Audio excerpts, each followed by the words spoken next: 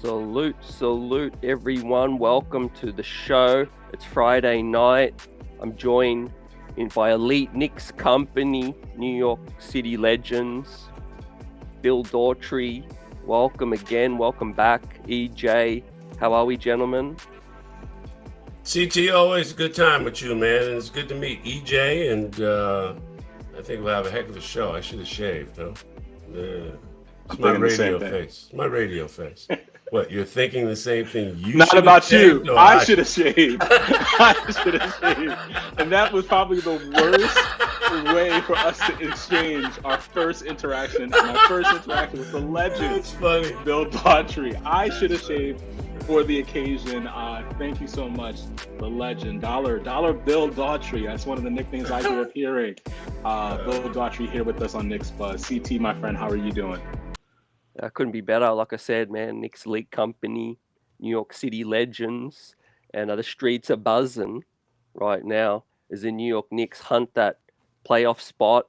So much to talk about on the road right now, and it's a pleasure to be joined by two fine gentlemen and the chat. Salute to Knicks Nation out here watching and replay gang, and I hope you had a great week. And capping it off with some big talk. The Knicks are on the road.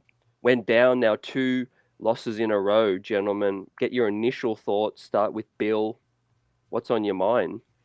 Here's a scary thing that this is crazy what I'm about to say, but it's true. Memphis could get their point guard back before the Knicks get their point guard back. It's particularly distressing about Brunson last night. This was after he took a game off, had a day or two to rest, travel day, and that left foot acts up in the first half last night. And it cost him. It cost him a game because without Jalen orchestrating and doing what he does, getting into the paint, playing bully ball late in the game, the Knicks didn't have that dimension last night. Nor did they have any semblance of Emmanuel Quickley, who was brilliant in Boston, but last night Quickley was playing like the Quickley on the road of the early part of the year, where he's shooting like 31, 32%. He was 1 for 11 from the field last night. And when you throw in that Sabonis had a triple-double last night, triple-double. Mitchell Robinson and Hartenstein combined for 0 blocks in close to 40 minutes of basketball. Knicks had 1 block shot last night. Knicks had 1 block shot last night. 1. And that was with Grimes late in the game. And what Sacramento did last night was brilliant. I was more concerned about them employing a zone defense, which they didn't really have to do. The Knicks were just misfiring last night badly from the field, from 3, from 2. They were killing Sacramento on the glass. But when it mattered most, they couldn't convert. And I mean, hey, kudos. You came back from 21 points down on the road against the second best team in the West. You did that. But you couldn't get over the top because you were missing some key components. It wasn't a great night for Randle from a shooting standpoint. He still had 21 points, but it just, when Brunson wasn't there, it just did not come together for the Knicks. There's a lot there. I think Bill DAUGHTRY hits on so many of the key points. This was where we are in the season. We felt so great after the 9-game winning streak. But this was a moment where you kind of have to start to temper your expectations. We did not realize, I don't think there's a single Knicks fan who came into the season with the expectation that we could be conceivably fighting for the 4th seed.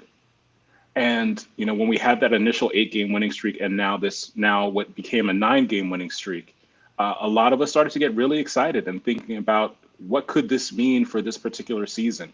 As long as I've been a basketball fan, good NBA teams go through stages of development.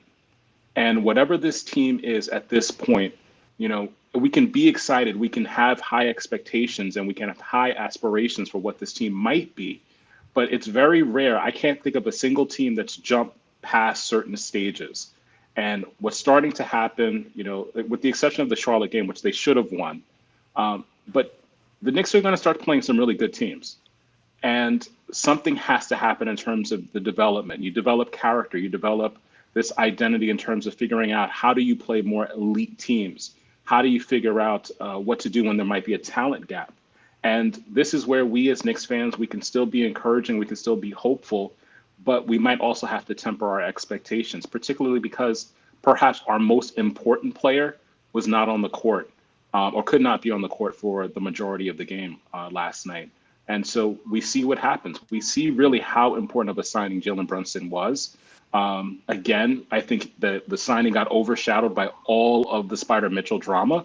But nevertheless, Jalen Brunson, we cannot diminish. As great of a season Julius Randle has had, we cannot diminish the importance of Jalen Brunson being on that floor the final 6 or 7 minutes of the game. He adds poise. He clearly defines the roles in terms of understanding who needs to be where. And he has the ability to slow the game down when it might be an energy burst or too much emotion, that ability to think with clarity in the final minutes of a game. There's something about Jalen Brunson and all of those intangibles that he adds that when you remove him from the roster, it is very difficult to overcome the hump when you have such a large deficit, especially on the road and especially against a team where psychologically you could already be out of the game because you realize you're going into Sacramento to play such a good team. So again, this is not the end of the world, but it is a realization that, okay, let's temper some of our expectations and maybe become grounded in some of our expectations for this squad. See, I look at it a little differently, EJ. I thought that they would lose to Charlotte. That was just like in the NFL, what they call a trap game, a letdown game. You go up to Boston and whip the green off of them boys, okay? I mean, it was a great night on many levels, a great victory. Third time this year they've beaten the Celtics. Second time they've beaten them in their building. So there's going to be some kind of letdown coming back home for that game. Brunson didn't play. And again, he sits out the two games, has a day or two of rest before they go to Sacramento. And this is what's concerning. This is soft tissue. So this is 4 days where he didn't play or practice, and then he can't get through the first half or last night in Sacramento. I'm telling you, Ja Morant may be back before Jalen Brunson is back with the New York Knicks. And that is distressing. But I don't adjust my expectations. The goal is get to fourth place. The goal is get to fourth place. Don't look now, but the Brooklyn Nets are breathing on your behind. Even though you dominate them, even though you beat them, of course, without Durant and company, but still, they're just one game back. Cleveland is 3 games in front. Cleveland is about to play Miami tonight. You want to root for Miami, don't you? No, because Miami could suddenly get back in the mix. So it's really tight, and you have to handle your own business no matter who is available and who isn't available. It's just like Brooks said last night down in when they beat Golden State. He says, we're not worried about who's not here. This is our squad. This is our team. Knicks have to adopt that same mindset going forward. Jalen Brunson is the reason that Julius Randle is an all-star, without question. And you see it when Jalen is not there. Julius tries to do too much. Julius goes into what I call bonehead mode. I say bonehead Julius is going to show up when a 3-minute mark hits in any game. And that's when he tries to do the superhuman. That's where he takes it personally. That's where he tries to get it done. And that's a killer. That's a killer. It almost happened down in Miami. But they got a good bounce, and it was eerie when Trey Lyles stole the ball late yesterday. It was the same play. It was in the same court, same area of the court. This time, Julius didn't get the bounce. Yeah, definitely. And I think IQ obviously has come back down, who filled in amazingly, gentlemen, in Boston. The scoring with IQ, right? The defense has been amazing this year, like we say, but with the scoring, that's much needed when Brunson is out, no doubt about it. When Randle is forced to create for himself a lot and take on extra scoring, we've seen similar to last year. And I think IQ is the X factor in this period with Brunson going down.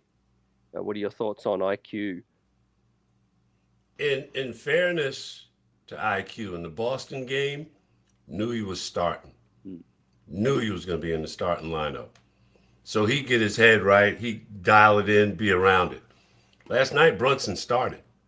Last night, it was back to business as usual, coming off of this great game. And I'm not giving IQ a pass. He was 1 for 11 from the field last night. That was IQ of the first half. Okay, you go back to that pivotal game against Dallas, where Luka Doncic just he got a rebound. That's why I'll just leave it at that. He got a rebound and beat the Knicks in overtime. But you go back to that game, and whenever Q touched the ball, whenever Quickly touched the ball, it's like, no, don't shoot it, because you're not a shooter on the road. But he has turned his game around on the road since then. The splits, his home and road splits, they were incredible. They were incredible. He was like a 31% shooter on the road. That guy went away, but he showed up last night when he had to get pressed into service in, I don't want to say an unusual kind of way, because he's always ready.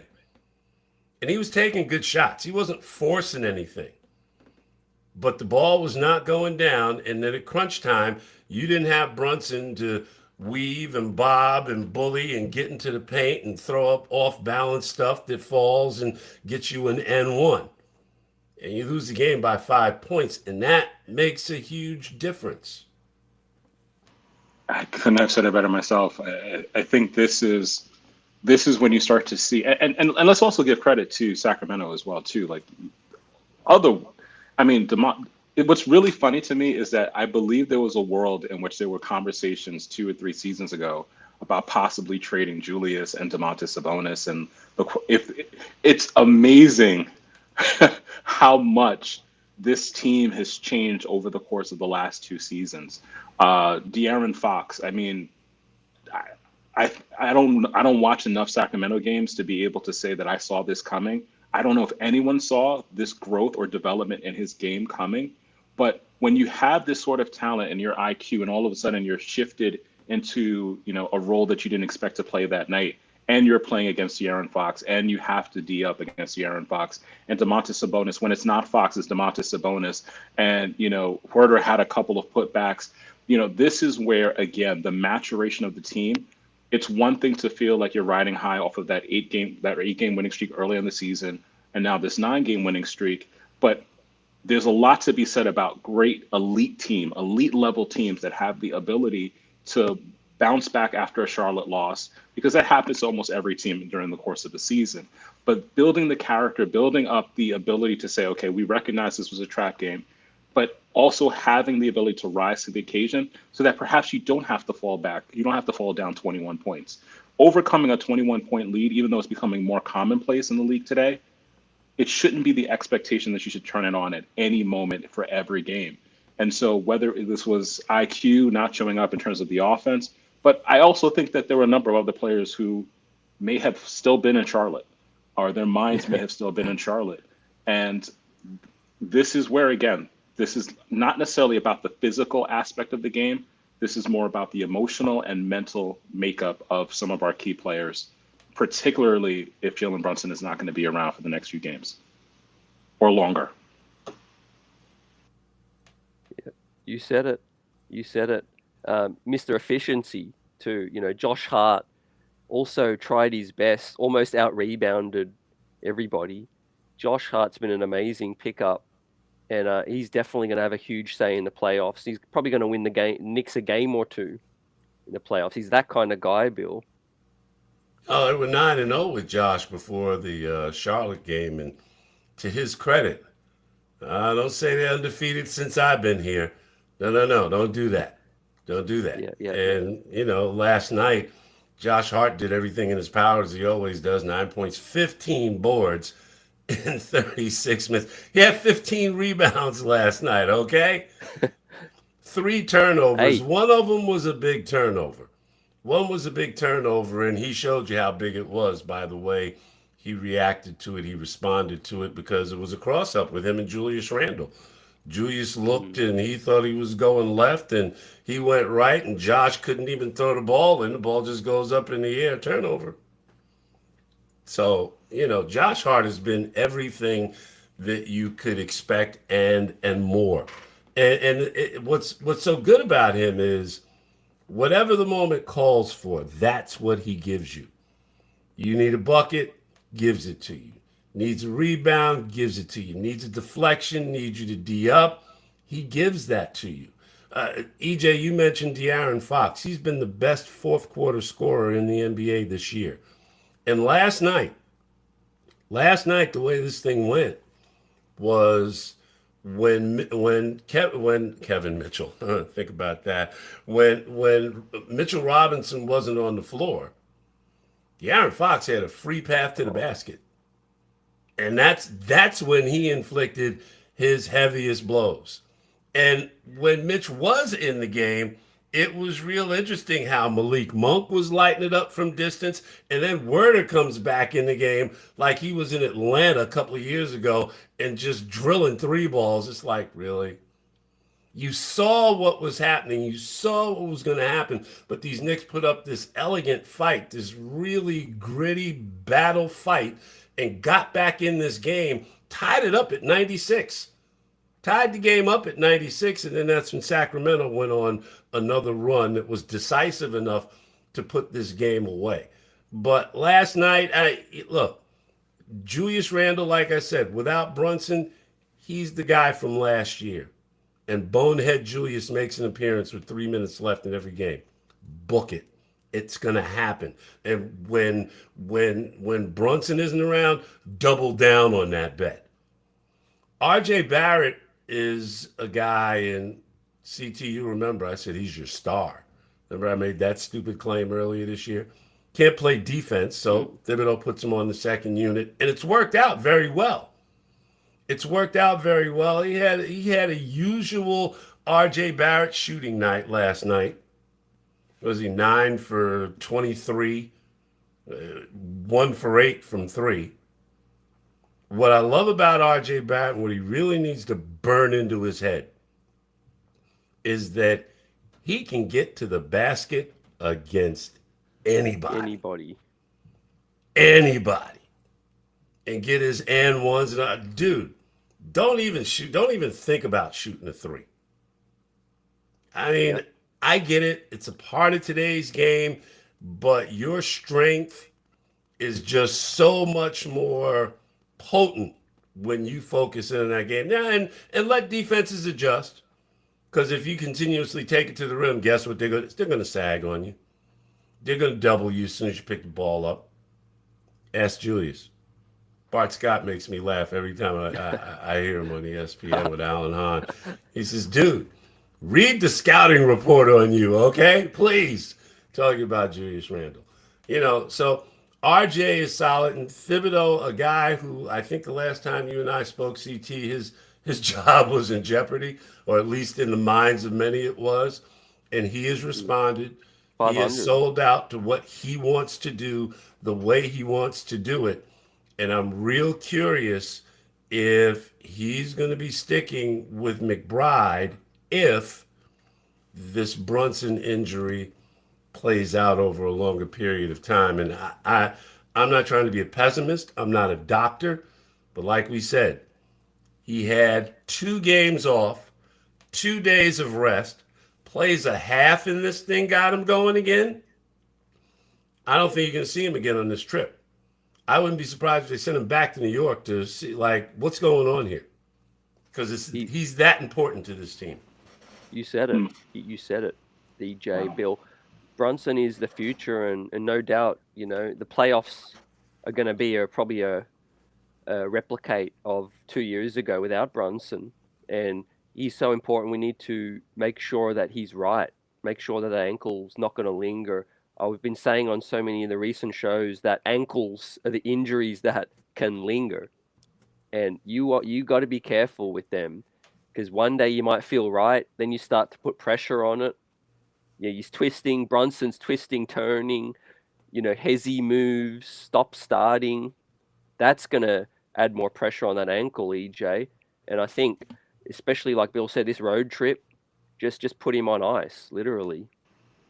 Yeah, I mean, ankles have become in the past week. How many players have we seen go down with some sort of ankle something in the league? Clearly, Kevin Durant, that's the big one. As soon as Kevin Durant went down, there were concerns that he was out for the entirety of the season. Obviously, some of the reports have come back to suggest that he'll be reevaluated within the next 2 or 3 weeks. But I'm forgetting there's even another player who just the other night, again, down with an ankle sprain, concerns about that. And, it matters which player it is. Obviously, for Phoenix, with the Kevin Durant, all of a sudden your championship aspirations are out the window. With a Jalen Brunson and an ankle, the concern is as to how much is this going to impact not only the Knicks in the playoffs, but seeding right now. Seeding is a major, major concern. Where we end up and in terms of potential matchups, that is of concern. And, I had predicted that the Brooklyn Nets would fall apart after the KD and Kyrie trades. They have had the ability to stick around and to bother and be an annoyance to several other teams. And so this is of some level of concern if Jalen Brunson is going to be out for an extended period of time.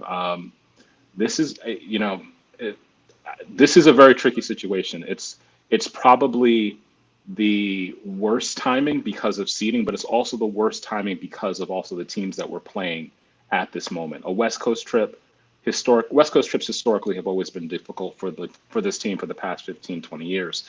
But also with your most important player going down and there not being the level of clarity, as Bill Daughtry mentioned, I hope there isn't a trip to the hospital for special surgery, because that would be really, really concerning.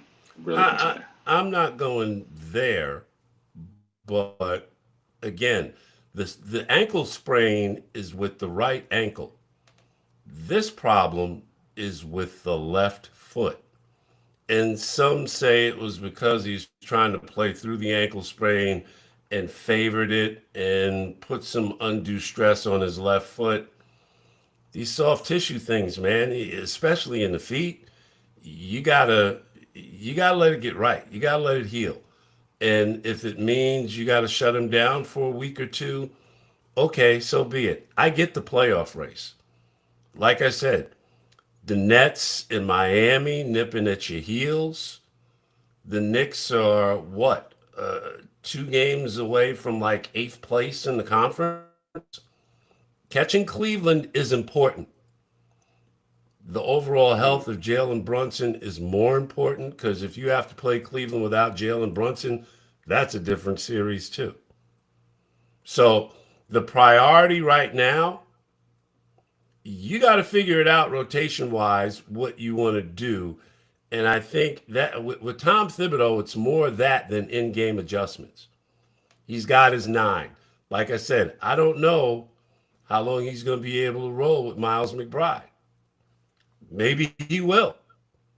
Maybe he will. There's a stubborn side to the coach, as we all know. But and I'm also, last night when Hartenstein was shaking his hand in the third quarter, remember that? Looked like he had some kind of hand injury, but he stayed in the game. I don't want to see anybody get injured. But I was saying, you know what? With the way this team is not performing on the interior, this would be a perfect spot for Jericho Sims to come in and throw his body around like he likes to do. So, Yeah. it's not like he's going to take Hartenstein out of the lineup. It's not like he's going to take Mitchell Robinson out of the lineup. Mitchell's going to get in his foul trouble. Hartenstein's going to be the first guy off the bench. That's why Sims started, because he didn't want to change Hartenstein's role when Mitchell Robinson was out. And the being sold out to the 9-man rotation has worked wonders for this team. It's worked well for the head coach. But man, last night I just wish I could have seen Jericho Sims come in there and give somebody a hard foul and dunk on them, but it didn't happen. Yeah, that the identity of that 9 game win streak was physicality, letting guys know that you're there. The opposing coaches were always saying the New York Knicks always let you know like they're there. And Deuce McBride definitely has that edge to get extra minutes. Obi, I've been saying, gentlemen, I really feel like maybe in the playoffs he might cut it to an 8 man in the playoffs, but we've got to get there first. And boy, what a tough road ahead. Also, need to make note is that last night, I think the Sacramento Kings were coming off a 2 day rest as well. Now, the LA Clippers are coming off like a 3 day rest, and they've had practices as well. They're waiting for the New York Knicks right now. So, talk about backs to the wall. This California road trip continues. Obviously, LeBron's not going to be playing, but the Clippers, it was a heartbreaking game in MSG. The Knicks owe them one, and I do hope that they can bring their A game. Because I'm okay with, winning or losing. It's tough on the road, but you've got to bring your A game. I think that's the thing. There was a part of me that when I thought about what this West Coast trip might mean for the Knicks, obviously you go into worst case scenarios, particularly when you see Jalen leave the court. Halfway through the game last night. I think one of the things that we can take away from last night is the effort. This is a team that hasn't quit on their coach. There are some questions about rotations because there have been moments where there have been injuries before, and we've questioned whether or not it was wise for Coach Thibs to continue with the 9 man rotations. There have been opportunities to insert other players. There have been moments where we've asked the question, how long are you keeping your players in at this point of the season? Because it's an 82-game grind. If there's an opportunity to rest some players, particularly when there are blowouts, why not do so? However, so long as I think anyone who's rational, who's logical, can see this is going to be a tough stretch of games. And I don't know if we can measure this entire West Coast trip by wins and losses. For me, again, it's a measuring stick to see how much this team is going to grow in terms of character. The fact that they stuck around, the fact that they were competitive through the last minutes of the game last night, that to me is a sign of progress, particularly if you juxtapose it with where they were at the beginning of the year. Need I remind everyone of that Oklahoma City game? Why? So, I was just that. Oh, man. Because I'm a history guy, this. I mean, but it seems like that Oklahoma City game seems like another season ago, as compared to where we are now. So I think one of the expectations that I at least have for the next couple of games is how competitive, if the team can't win, particularly the Clippers game, how competitive will they be when they face adversity such as a well-rested team in the Clippers? I agree. I'm just looking at the comments. I agree with the comment of Mets Knicks fan, let's go, where he thinks that the prolonged period of play in Boston over 50 minutes a couple of nights earlier may have caught up with Emmanuel quickly. And again, that's why, this 9 man rotation and this habit of playing guys until the light goes out on the opponent. I mean, even though you got a 20-point lead with like 2 minutes to go, Tibbs still has the first string in. And it catches up to you. It catches up to you over the long grind of a season as the games get tougher. And now you've got your eye on the playoffs. Now you're trying to preserve your position. Now you need to push. But, coach is doing what he's doing. And with regard to West Coast trips, as I mentioned before, last time we talked, CT, Knicks were getting ready to go out west for a 5-game trip, and it was doom and gloom, death knell, new coach coming up, the whole thing. And they went out there and came back with a 3-2 record, and they've been on an upward trajectory until these last 2 games. So, I think the character is there. I think the development is there. One of my favorite stats from this season is this is the first season the Knicks team has had more that has had 2 8-game winning streaks since altogether now the last championship 72, 73. Nick team. Yeah. Yeah, So, absolutely. That's you know, huge. I can see it. I can feel it. I mean, when the Knicks are right, look, Milwaukee is the only team in the East, in my opinion, and in the opinion of many, that is untouchable. You can go in with Uzis blazing, and you ain't doing nothing to the Milwaukee Bucks. The Knicks do not match up well with them. Most teams don't match up well with them because of their size. They're just huge. Even a point guard is huge. Holiday is big and can lock down some forwards in this league. Never mind these little guards that run up against him.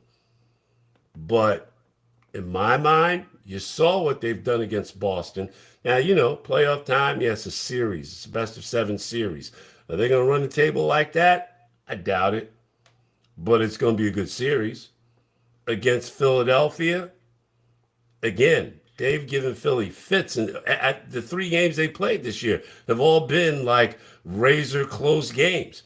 Obi had the great game down in Philly. Knicks, they beat the Knicks last time they were in the Garden. Then the Knicks got back at them again. So, Boston and Philly, they're not in the same scary category that Milwaukee is in. When the Knicks are right, they could beat both of those teams. And when they're right and on their game, I think they could take. I'll take them in a 7-game series against Philly. I'll take them in a 7-game series against Boston because I'm stupid and I just hate Boston. Paul Okay. Pierce included. I mean, that's just historical thing. That's in our blood. If you're a Knick fan, it's like on the Boston Celtics. Can't Amen to stand that. them. Can't Amen stand to them. Ugh.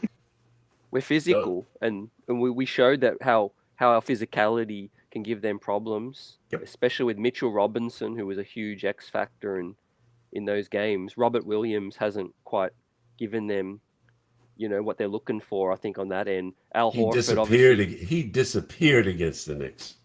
Talking about Robert Williams. Sorry. Yeah, no, you hit. And I think Al Horford stretching us out was the only chance that they really had. But Jericho, to your point, is a key X factor in this situation because of rebounding. How many times did we not finish a possession out last night? And like Dirty Dancer said in the chat, I really feel like last night's loss wasn't, a bad loss because we really went at it short-handed against the second best team in the West. And I think with Jalen Brunson fully healthy, this team is an absolute problem for anybody. And we await to see the news with Jalen Brunson. But just to confirm the standings, gentlemen, we are 5 games up on 8th from the Hawks. So the Knicks have 5 games in hand. They're in 5th. But they are 3 games back of the Cavs in 4th now. And 5.5 games back of 3rd. So the 3rd was nice to dream for a few days, but I don't think that's possible anymore. What do you guys think? I think part of the conversation also too is I like what Bill was talking about. The stratification, like how do we classify each team in the conference? Like Milwaukee's of its own sort of echelon. Then you have the Celtics and Philly. But to me, that next class would be Cleveland, the Knicks, and then I think there's a pretty significant drop off in terms of talent and other elements that make these teams viable contenders in the East.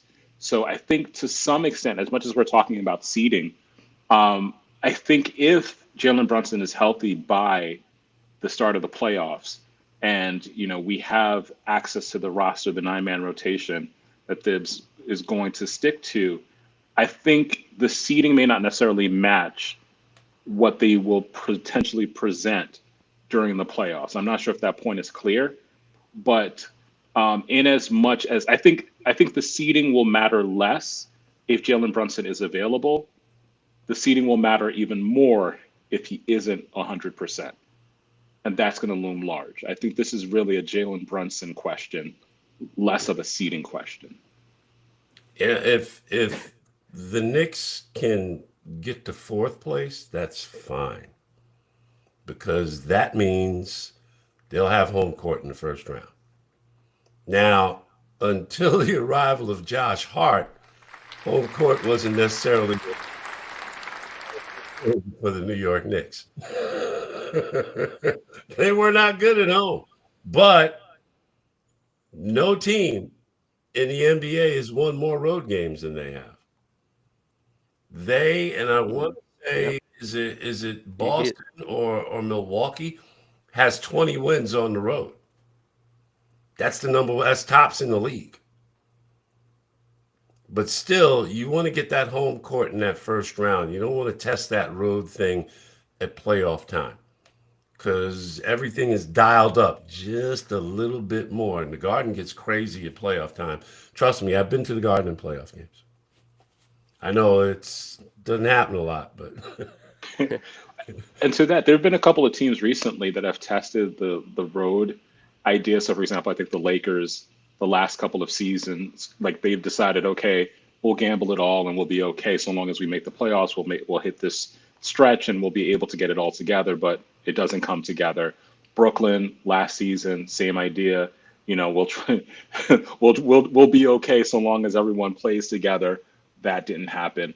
So there's a lot to be said about the seeding. But again, my main number one concern is Jalen Brunson. That was almost, I remember we did a podcast that night. We did a show that night, and there were several questions in the chat. Do we have any updates in terms of Jalen Brunson's status? And this is going to be that real big question, especially because there seems to be an extent to which the East might be open. And that's not something that we could have conceivably imagined at the start of the season. Again, my prediction at the start of the season was 42-40 in the play-in. There's an ability to be optimistic in terms of what this playoff might be.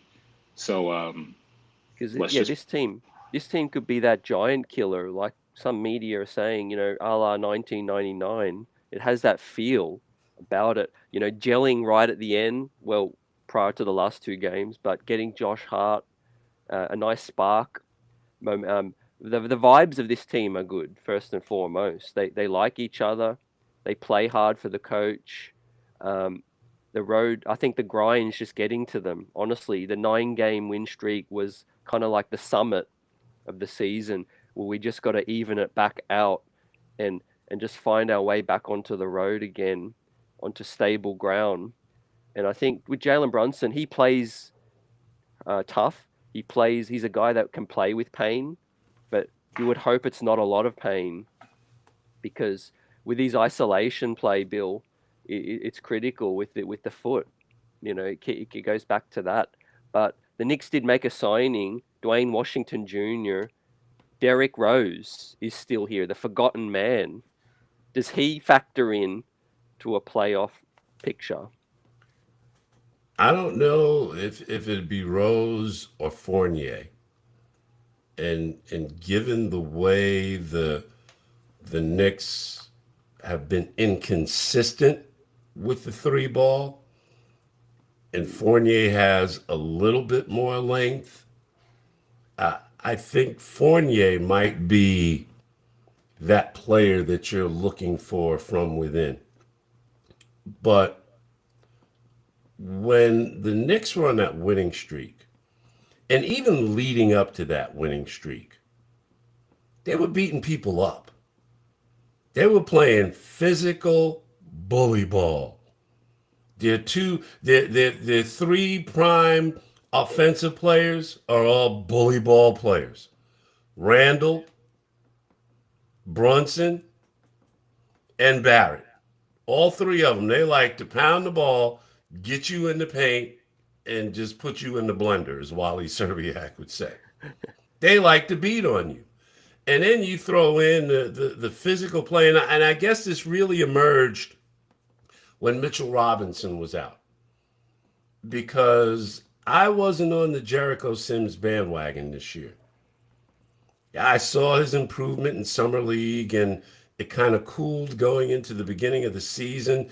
And early in the season, if Jericho Sims had to battle like 2 or 3 guys for a rebound, he usually didn't come away with it. But when Mitchell Robinson got hurt, he started getting those repetitions. He started being the starter And he was just a more physical player, and he was winning rebounding battles. He was blocking shots. I don't want to say he was a terror out there, but people had to pay attention to where number 45 was. And I missed that part of the Knicks game. That's more like the orange and blue identity. Any successful Knick team has had a punishing presence in the post. And right now, I mean, Mitchell Robinson is that guy, but Mitchell has that propensity for foul trouble, man. He's a great offensive rebounder. He's an outstanding shot blocker. He's a great hustle player. He gives you 110% everything he has. But to me, and I'm not against Hartenstein at all, but it's just a drop off in the style of play. Hartenstein does some nice things. He has range on his shot. He's a good passer. His hands are terrible as a rebounder, though. Oh, man. And when guys see him in the post, it's like, I'm going. When he's in the paint, oh, yeah, give me some of this. I want some, So, I mean, I'm not going to sit here and say Jericho Sims is an intimidator, but you're not running in there as quickly against him, I don't think. I may be wrong, but I mean, this is a wish list, man. That's what it is with Thibs. It's a wish list because he's going to do what he knows to do, what works for him. And to this point, he's 1 win shy of 40. And all these people, I got a friend down in Florida. What do you think the Knicks are going to finish this year? No, I'm not doing that. I'm not playing that game. I'm not giving you a win-loss number. I'm not. In a vacuum, no. Nobody had the Knicks winning 40. And they have an outstanding shot at being 40 plus. Because things happen in the course of a season, internally, externally, that reflect on what's going on with you. You don't play these games in a vacuum. That's why I refuse to play the prediction game. Are they going to win 45 and they're going to finish in 6th in the Eastern Conference? I don't know that. They could still finish 3rd. I mean, it would take some unforeseen stuff for it to happen. Something real bad would have to happen in Philly. And I don't want anything bad to happen in Philly to anybody because I want everybody to be full strength going into this thing. But the Knicks could conceivably, right now, Cleveland is the team that has the best shot at 3rd place because they're in 4th. Yeah, EJ. I think they get 5th, to be honest. I think, we're a bit stressed at the moment, Knicks fans, and we're waiting for the status of Jalen. We're on the road. There's a lot of more winnable games. The last 6, 7, I do think the Knicks are going to win 46, 47, maybe 48. I do think they can get at that 5th seed. It's all going to be depending on what the Heat do. And the Heat and the Cavs, gentlemen, playing right now. Right now. So we'll keep everyone updated, EJ. 38-33, Miami, 2nd quarter. One of the things that I wanted to definitely stress, too, is that we have to also remember this is Coach Thibodeau. This is a team that doesn't do load management.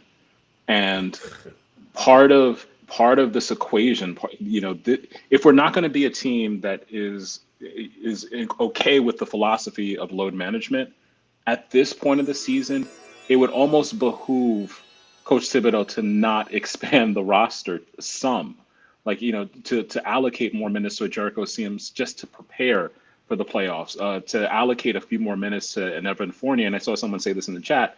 The times where Evan Fournier has gotten into the roster, of the last 2 or 3 times he's been able to get a little bit of burn, whether it be for emergency minutes, he's been productive. He's been a professional. He's been a consummate pro when approaching this. And even if Tibbs really wants to stick to a tight roster and not adhere to the idea of load management, Julius, you get this night off, or RJ, you get this night off, at the very least, as we enter into what we're already in the final 4th of the season, my concern is all of the nicks, all of the bruises. I mean, Jalen Brunson, the first night he was in the Garden, was already wiping the floor with his body more than the Towel Boys. It was, and so we're now game 63, 64. It doesn't surprise us that he's banged up. It doesn't surprise me that at the end of the season, we're going to hear conversations about Julius was banged up in some way, shape, or form. So if again we have the opportunity to prepare, but also allow for, because again, you never know what might happen during the playoffs. Someone might get injured, someone might get teed up. And there have been opportunities for the coach to expand and to allow for other players to kind of join into the fray. And choosing not to seems almost as if it's like, well, I'm intentionally choosing not to play all the cards that I have available to me. So my one wish is, particularly as we hit this last stretch, please, coach. I know you watch Knicks Buzz. Please, just a few more minutes for a couple of guys, especially in blowouts. Well, Julius is not taking a night off, so you can just forget No, about that. not yet.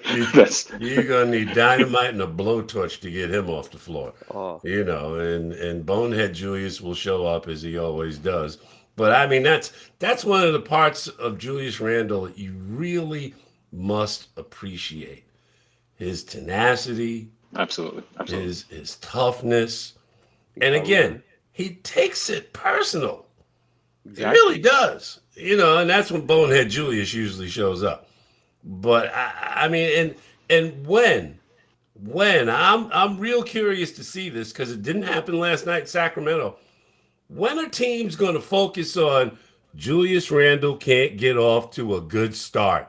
He can't have 12, 14 points in the first period. Because if you get into that paradigm, then the Knicks really got problems. But every time you look up, Julius got 14 in the first period. He's 16. On great nights, he's got 20 in the first period.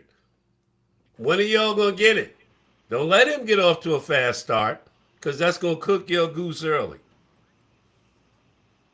Say, CT, can I ask Bill a quick question? Yeah.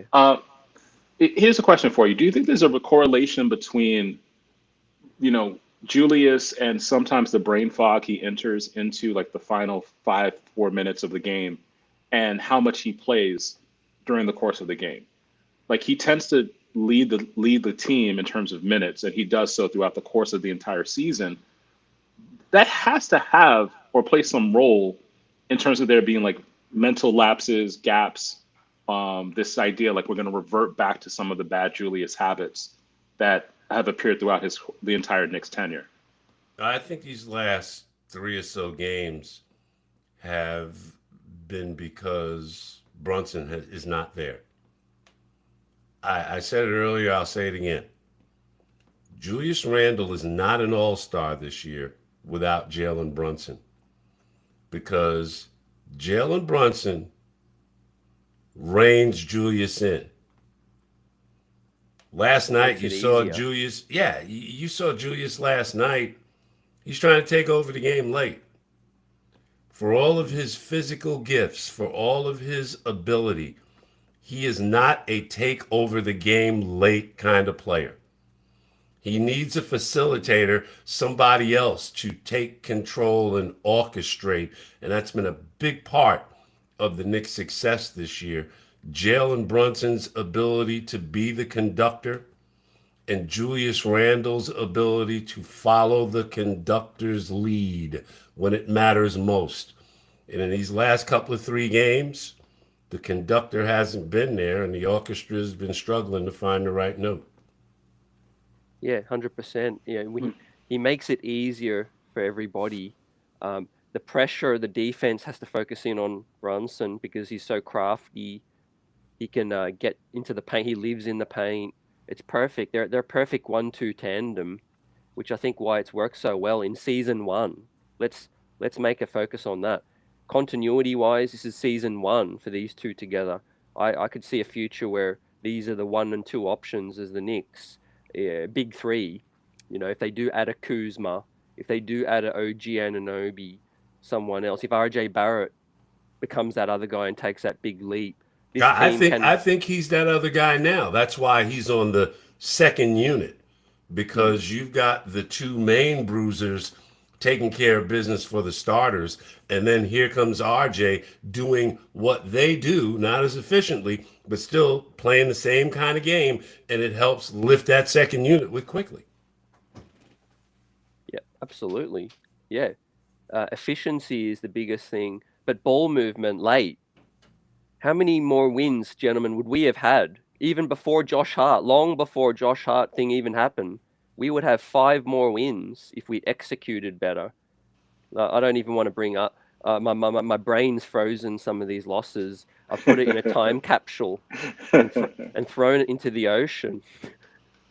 Think about those games where the free throws betrayed the Knicks late. You haven't seen that now. You have not seen that since the start of February. Knicks were 9-2 in February. That's a solid month for anybody in any league, anywhere, to play 8-18 ball. That was solid. So it's in there. The winning streaks, it's in there. You've seen them play roughhouse and basically snatch the heart out of some teams like the Celtics. The Celtics didn't want to be there. They don't want to play Knicks. They don't. Because when the Knicks are right, they pound the daylights out of you at both ends of the floor. And now you've got this new burst of energy, Josh Hart, your everyman who does whatever you need him to do, and he does it well. So, I mean, the pieces are coming together for the New York Knicks. Do they need more or do they need better out of what they have? Well, for now, there's no place else to get more. So, again, another conversation I had with somebody, they have to keep finding that extra gear. You saw it last night in the comeback in Sacramento. Great comeback. You cannot dismiss. They were down 21 points on the road against a playoff-bound team, the second best team in the Western Conference. And they came back from 21 and almost took that game from them. There's a lot to be said for that without one of their best players. There's a lot to be said for that. This team has made huge strides this year. I don't think they've stopped striding. I think they've got a couple more mountains to climb, but they can only do it if they have that extra gear. Like DJ, specifically, there's a couple things late last night where it was that turnover from Julius. Then it was RJ Barrett putting his head down, barreling into traffic. Late game execution, I think, is the only thing holding this team up from pulling out wins like last night. Because like Bill said, the fight is there. Like Josh Hart just was willing the team to try to win with everybody else. If Quickly shot better as well, that would have been maybe a chance to steal last night. Yeah, I think that, when it comes to intelligence, there are lots of theories in terms of intelligence. Like, for example, is intelligence natural? Are people just naturally, they're able to see a situation and just by, what they were born with, if you believe it's a divine gift, you're able to look at it, surmise what's happening, and figure out what are all the variables at play, and what are the best options I have. Some, if you're in the camp of nurture, it's experience that teaches you, okay, I've tried it this way. Hopefully at some point, if I'm wise, if I'm logical, and I see that this way hasn't worked, I'll try another option. I think for some of our players, when they've been put into crunch time, they may not necessarily have made all of the best decisions. But here's the thing. There's something to be said about having crunch time moments. It means you're not being blown out. It means you have an opportunity to win the game with the ball in your hands, or it might be you have to make a defensive stop. And so those moments come up. Those are the opportunities in which I think a portion of our roster, they're learning. Hopefully they're learning. Hopefully Julius is starting to learn, because now there are nicknames for like what he does and with 3 minutes left in the game. Bonehead Julius. We have Bonehead Julius. He shows up. I think Peter Rosenberg has nicknamed it the Randle handle. So I think anyone who's introspective, and I believe Julius to be so, is going to look and decide, okay, this is a behavior that's gotten me into trouble over the course of X amount of games or X amount of seasons. I have Jalen Brunson. Am I going to behave the same way anymore? RJ Barrett, we've been talking about his vision the entire season. There have been flashes of him looking for other people instead of just ramming his way down the lane. So I think that each one of these end of year, end of season, late game opportunities, even if they're all aren't 100% successful, they're all learning opportunities. And this is part of that development that I was talking about before. So part of the process, hopefully they're learning some of the necessary lessons to mature into a playoff contending team. Dirty Dancer wasn't listening to me. He says with IQ shooting 2 for 18 or something. No, he was 1 for 11 last night. And consider this. Would you take a 7 for 15 shooting performance from RJ Barrett? Would you take that? 7 for 15. Would you take that? Absolutely. Yep. That's what RJ was last night without those 3-pointers. He was 7 for 15 from the field. That's kind of efficient. But I know there were the other 7 shots. Yeah, shot selection is everything. And I want to get on IQ a little bit for some of the shots he took. They're so early in the shot clock. I know how confident he is. It's a balance between you can get that shot off, but taking it late in a game when you're trying to make a run. When you're trying to make a run, you can't afford empty possessions. Use up more of the clock, get a better look. And I think that's going to come with IQ, but he's so excitable sometimes, and he wants to hit that deep 3 ball. Do you guys feel that he just rises up sometimes at the worst times? It's home IQ and it's road IQ. And last night, road IQ from early in the season showed up. And it was like painful to watch. It's like one of these shots has to go.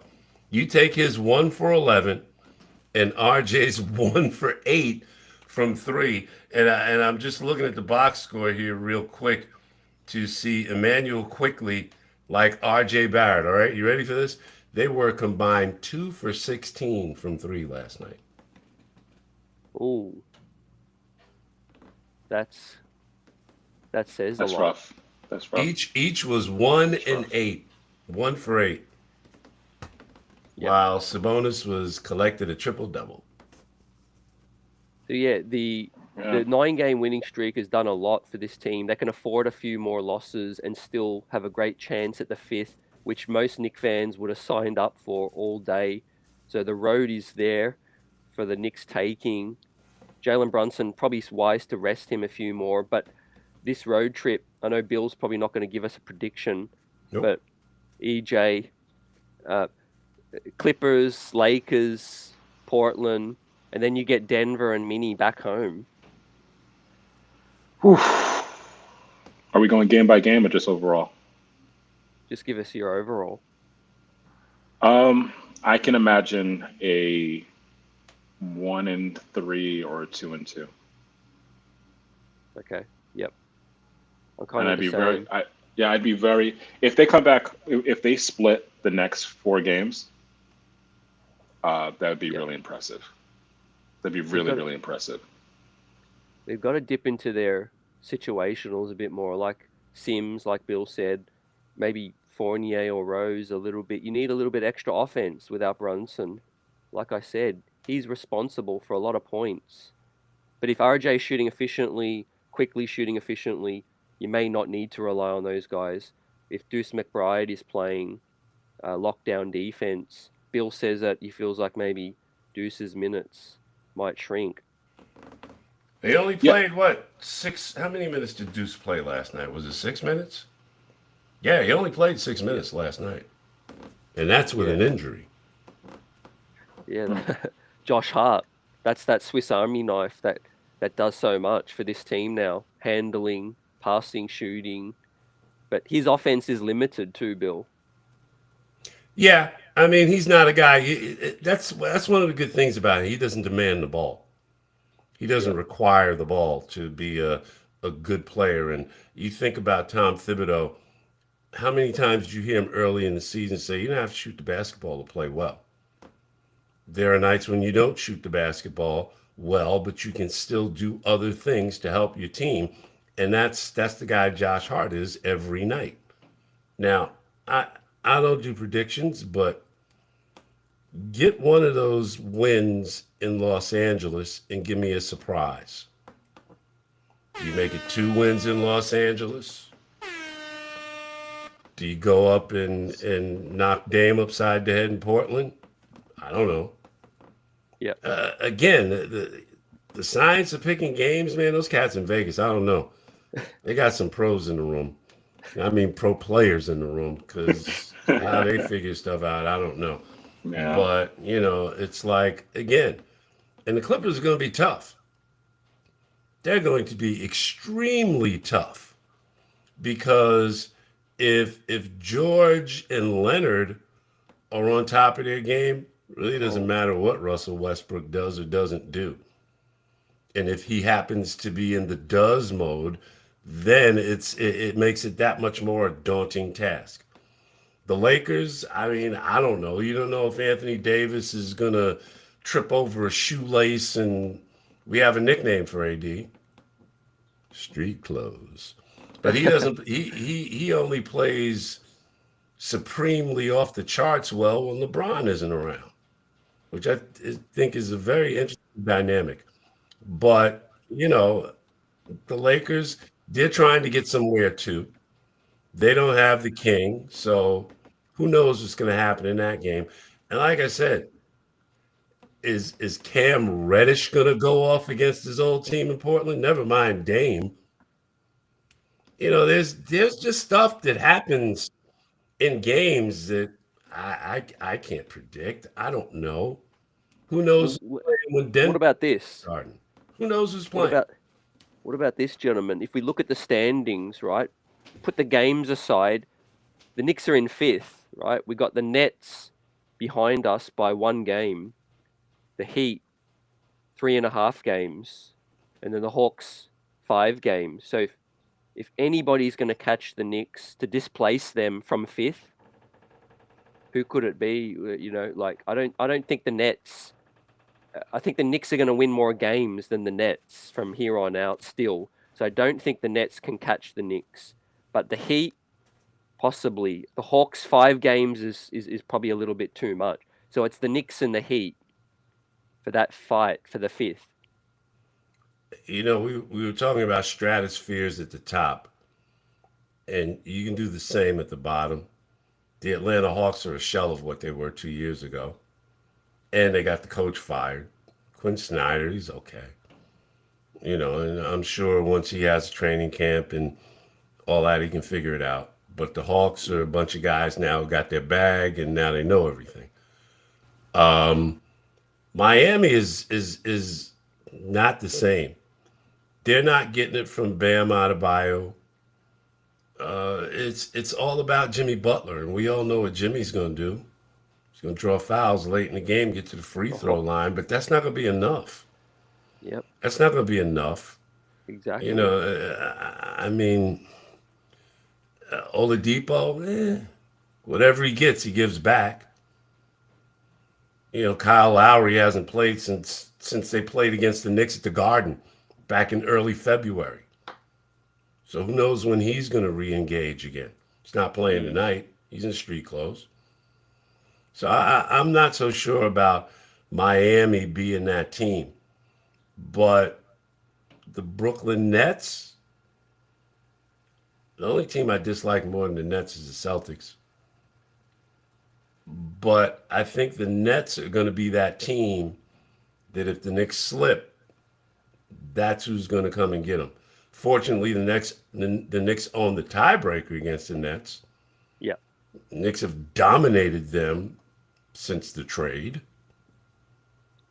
The Nets are just down to Minnesota right now, 66-60. The Nets are the team from the back that's the team that I think you need to be most cognizant of. The other ones, Okay. Miami and all, and No, we play them twice still. Yeah, not rattling my cage at all. EJ, you win one of those Heat games, and that's key. Yeah, there seems to be something that, and we've talked about this too, is there's something that's off about Miami. There's something that's off this season with Toronto. There's something that's really off when it comes to Atlanta. Again, like I said this before, I will say this again. That DeJounte Murray trade, that was a heavy cost to pay for quite a mediocre season. and one where you actually now lead to the firing of your head coach. Now, what does this mean in terms of the Knicks for the seeding? Again, like I think we have to look at those last 6 or 7 games. What will teams be doing in preparation for the playoffs? I think right now we're looking at the seeding in terms of looking at it from 18 games out. But as we get closer to around the 10-game mark, will certain teams start to jockey for position, or they'll start realizing, hey, we are where we are, and so we're not necessarily going to play our best players. I think, what was it, last night's game? Who was it that the Nets played, and half of the roster barely showed up for the game. And so this is the NBA now, where there's a part of the season where you're not necessarily playing the A team. You may not even be playing the B team. You might be playing like the G League team. So that will also factor into where the Knicks might end up. And so even though there might be a little bit of cause concern for the Nets, I would have to probably take a closer look at their schedule to see, are there any teams that would really kind of be just a decided loss for them to help determine where the Knicks would end up in terms of seeding. Yep. No, spot on, gentlemen. And Bill, it's amazing to have you back on again, talk Knicks. It shapes up to be a crazy end of this season and postseason. The streets will be buzzing, as always, like they are when you come through. And the many fans that always hit us up, and thankful to hear your voice again and miss you on the airwaves, of course, Yeah. I love Melbourne, so you got me all the time, whenever you want me. A legend, man. Still rocking the ESPN. I'm pumping up the company. Come on, I'm emeritus, so Is there a chance you come out of give 'em retirement? something. Or No, you no enjoying chance at retirement? all. There's a better chance of the Knicks winning the NBA championship than it is me going out Wow. of retirement. Bro. Wow. That ship Okay. has sailed. Okay. But that's positive. Retirement's been good to you. You're enjoying the golf game, bowling. Yeah, photography, all of that, getting an electric car. This is going to be fun. There's things to do, man. I got 7 grandkids. I got a wife. I need to work for. Not anymore. I'm done. I had my run. I put my numbers up. Now somebody else's turn.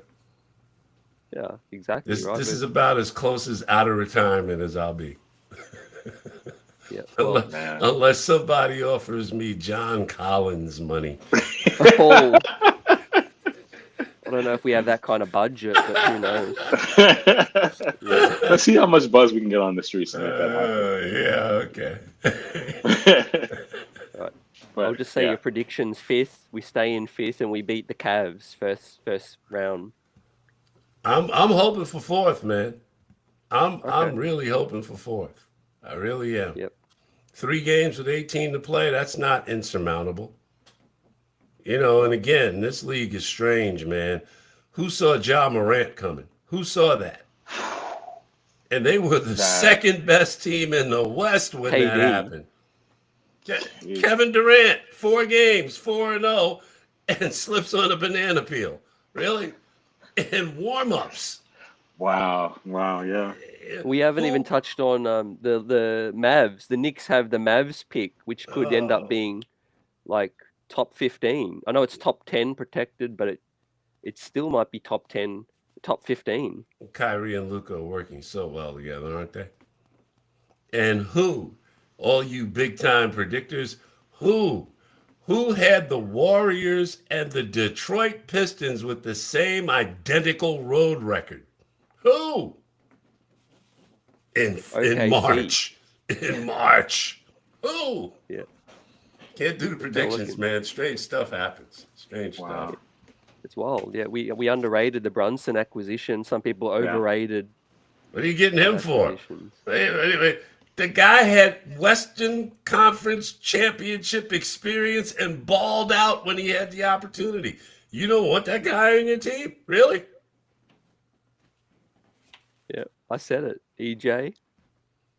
We were talking about it the entire offseason, and the drama. I mean, part of it also too, the NBA is really good at creating content, creating drama. The headlines are amazing.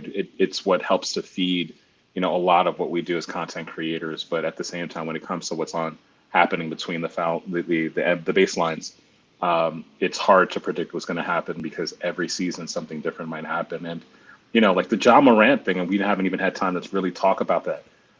The impact not only that it's having for this season, but one of the things, Bill, that CT and I talk about is that the league is changing. Within a couple of years, LeBron is not going to be in the league anymore, and the faces of the league is starting to shift. Steph is entering into that often injured part of his career, and who would have thought 5 months ago that John Morant, who we all probably assume would have been a clear face of the league within the next year or two, who would have thought that we would have seen these kinds of headlines? So it's amazing, not only the impact that it's had for this particular season in the playoff chase, but also what his long-term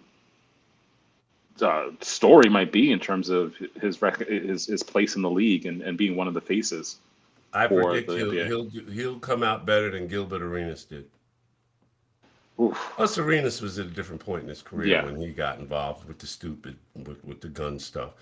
But, that Ja owned it, didn't try and pass it off, said, yep, got to be better, got to do better, got to find myself in different circumstances, and I'm going to take a break now until I get this thing figured out. That's why, for a lot of people, I tell them I wouldn't be surprised if he doesn't play again this season.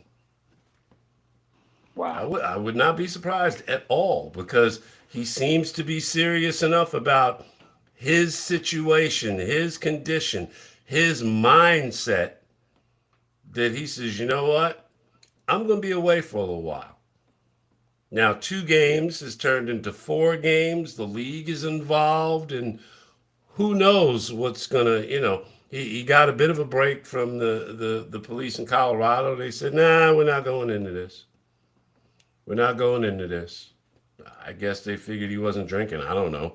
But they're not getting involved, so he gets a pass on that part of it. But it remains to be seen what the league is going to do and what steps. Because remember, with the Kyrie situation, there was a crystal clear agenda of what had to be met. And all this guy did was post something on the internet. And really, all he posted was a web address on the internet. That's all he did. He didn't say, watch this movie. I hardly endorse this movie. Oh, this movie's the bomb. It's better than a Spike Lee joint. No. He didn't say, I roll like that. No. And he had to miss 8 games. Now, Ja takes out a gun in a public place. Records it. Yeah, live. Hey, look at me being stupid. And there's some precedent for this. I mean, Gilbert Arenas is like, that's one situation, but now in the age of social media, Yep. you add that layer to it. And also like Ray Felton. Yeah. Raymond Felton. Yeah. But the level of player though that we're now talking about, even though Gilbert Arenas, was a pretty good player, he's no John Morant. And like, the amount of publicity, the amount of, capital that John Morant has in terms of being one of the faces of the league, this is pretty significant.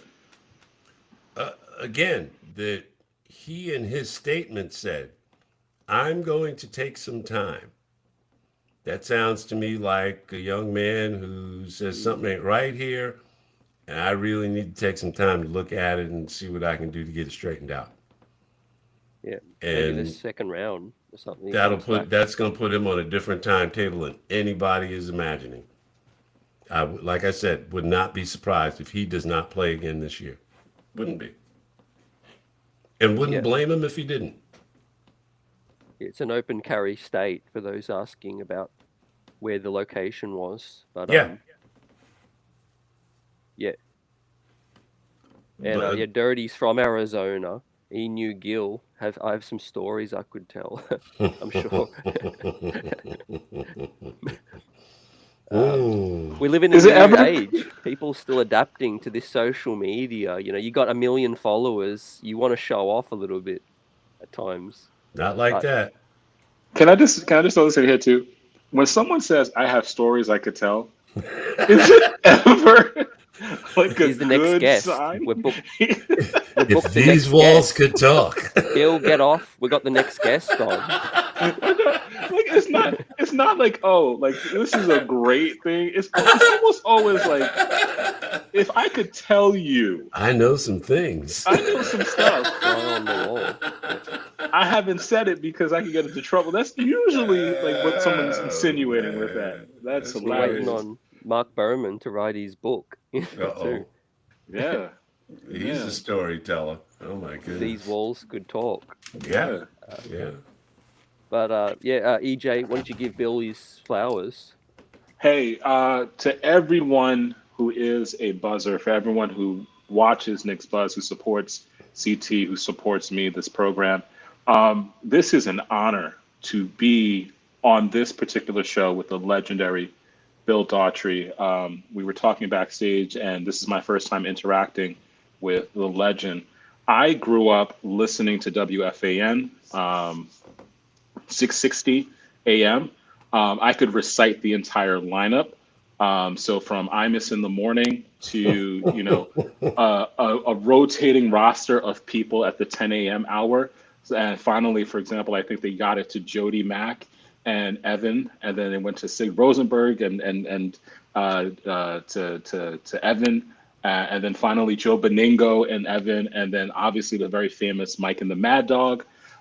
But something happened at night after a Knicks game, after a Rangers game, usually before the Knicks game or Rangers game. The legendary voice of Bill Daughtry is who you would start your evening with.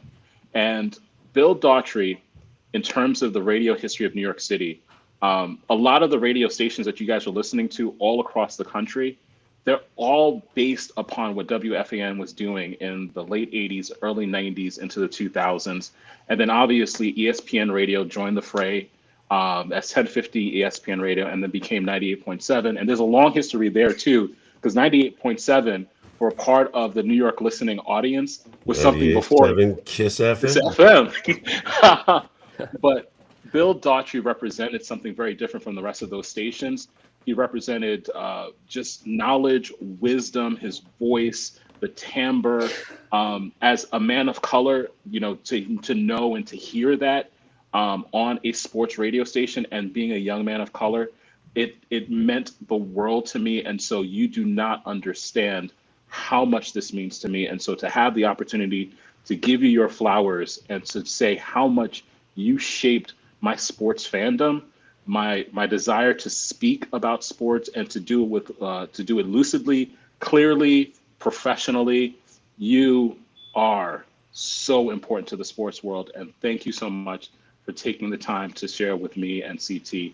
Thank you so much for who and what you've been to the sports world. My mama told me when you can't think of anything to say, just say thank you. Thank you, EJ. Thank you. Thank you so much. Take care, Bill. Enjoy your weekend. Until the next time, Yeah. Go New York, go New York, go. Keep them streets buzzing. That's it. Thank you, Bill. Indeed. Take care, man. Thank you. Peace. Bye. Take care, Bill. The legendary Bill Daughtry with CT and EJ. That was fun. Dude, I'm going to geek out for a second, guys. I know that we're here for the Knicks talk, but listen, I grew up. CT, do I have a second? Yeah. I Have at grew it. up on sports radio, like sports radio in New York City. That was it. There was, we didn't have like Knicks Buzz. We didn't have any of the other podcasts back in the 90s. So if you were a 90s Knicks fan, you had to rush home. You had your Walkman. You listened to WFAN. And that's why, guys, like 20 plus years later, I can recite the entire roster. That's like one of the tests to see if you're really a sports fan from New York City. You listened to WFAN religiously. And I could tell you the names. Imus in the morning. I could tell you Russ Salzberg. I can tell you Len Berman, who was in the early 90s. But people like Richard Neer and Bill Daughtry, these were the smart fans host. Like if you were a smart fan, like you wanted people who were really insightful. The stuff that CT and I try to do on Knicks Buzz, Bill Daughtry was the guy who was going to speak to you, and he wasn't going to talk down to you. He was going to talk to you intelligently. As much as Mike and the Mad Dog, they were great. They were legendary. A lot of it was shtick. A lot of it was like, it was a show. Mm. Bill Daughtry's a masterclass. He would sit down and it's a conversation, and it was really about, we're going to discuss whatever team it was intelligently. So that's why I said to him backstage, like, dude, you don't know how much I appreciate you, because I'm a passionate Knicks fan, but I also want to be an intelligent Knicks fan who can tell you the history and who can speak about it passionately but intelligently. So I'm on cloud nine. My night, Yeah. I'm geeked up. I'm buzzing.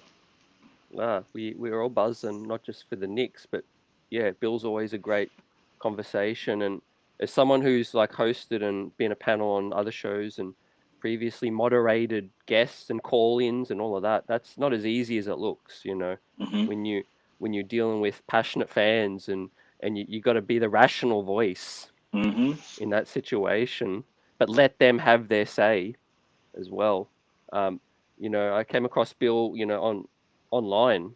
Obviously as the era changed and there was the ESPN pods available, which was great, and also you could listen live after a Nick game. Yeah. I would definitely love the call in, the talk back, and get straight onto that after the games, because that's when some great conversations had after a big game, when you need someone to talk to, you need someone to hear from. That was big. But I can only imagine, you growing up as a kid in New York and listening to that was an inspiration.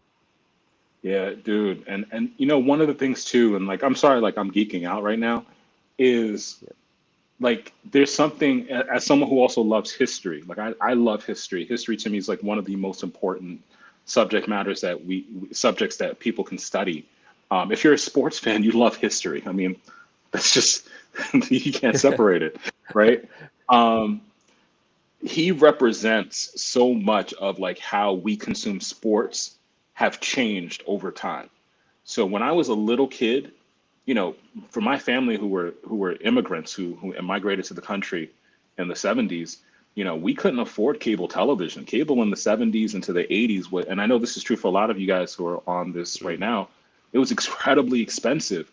So I couldn't watch every single Knicks game when I was a little kid because my family was like, we can't afford cable. So how did you get access to the games? I grew up either listening to the games on the radio, or reading the newspaper the next day and then listening to WFAN.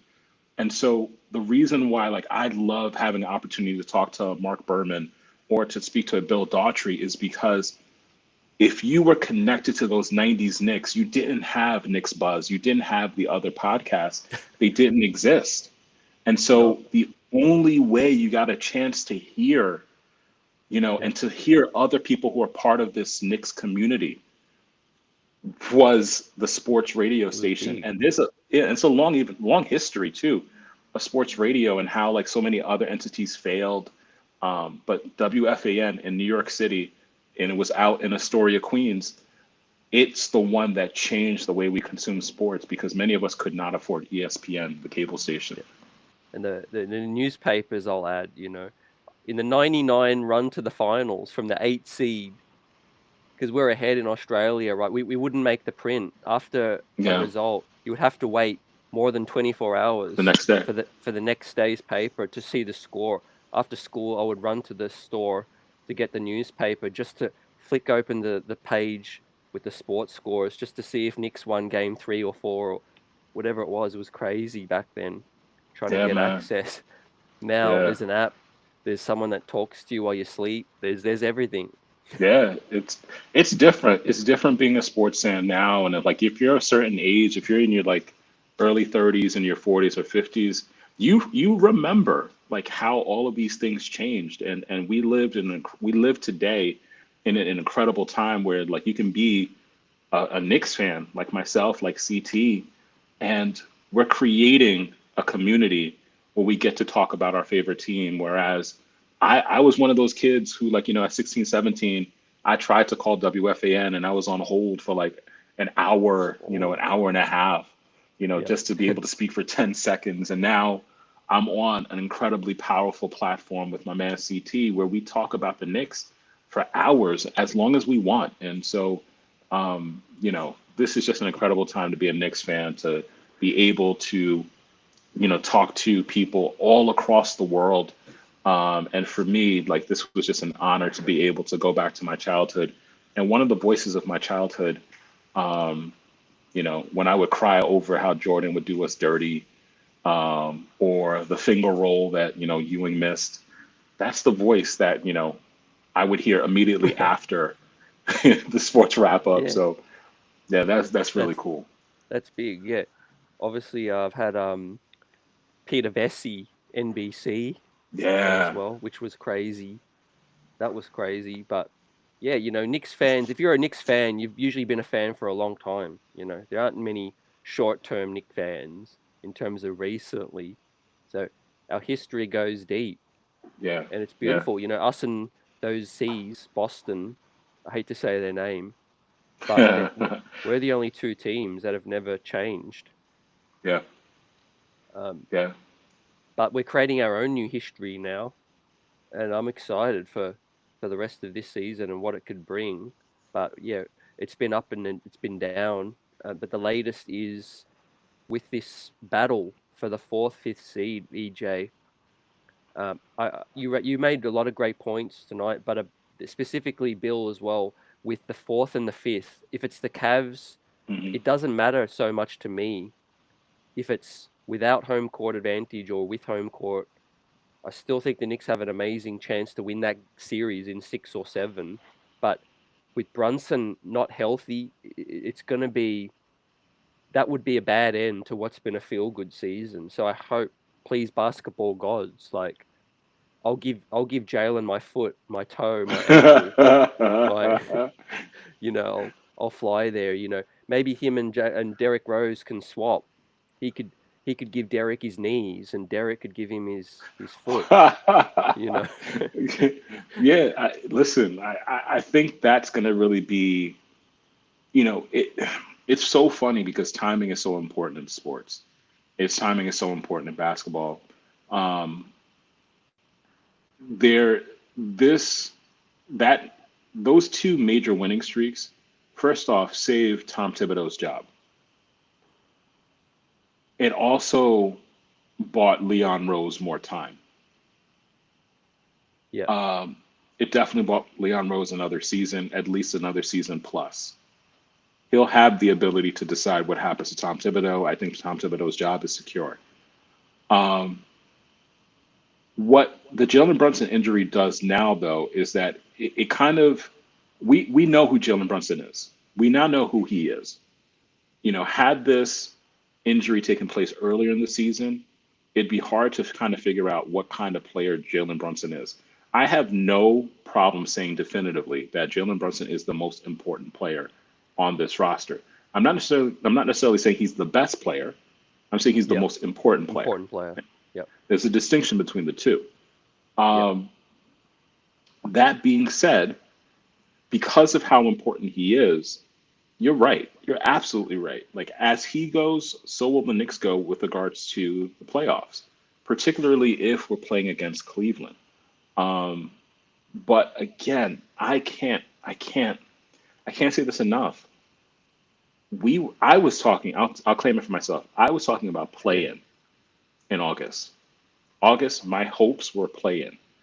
Now, we're talking about the fourth or fifth seed.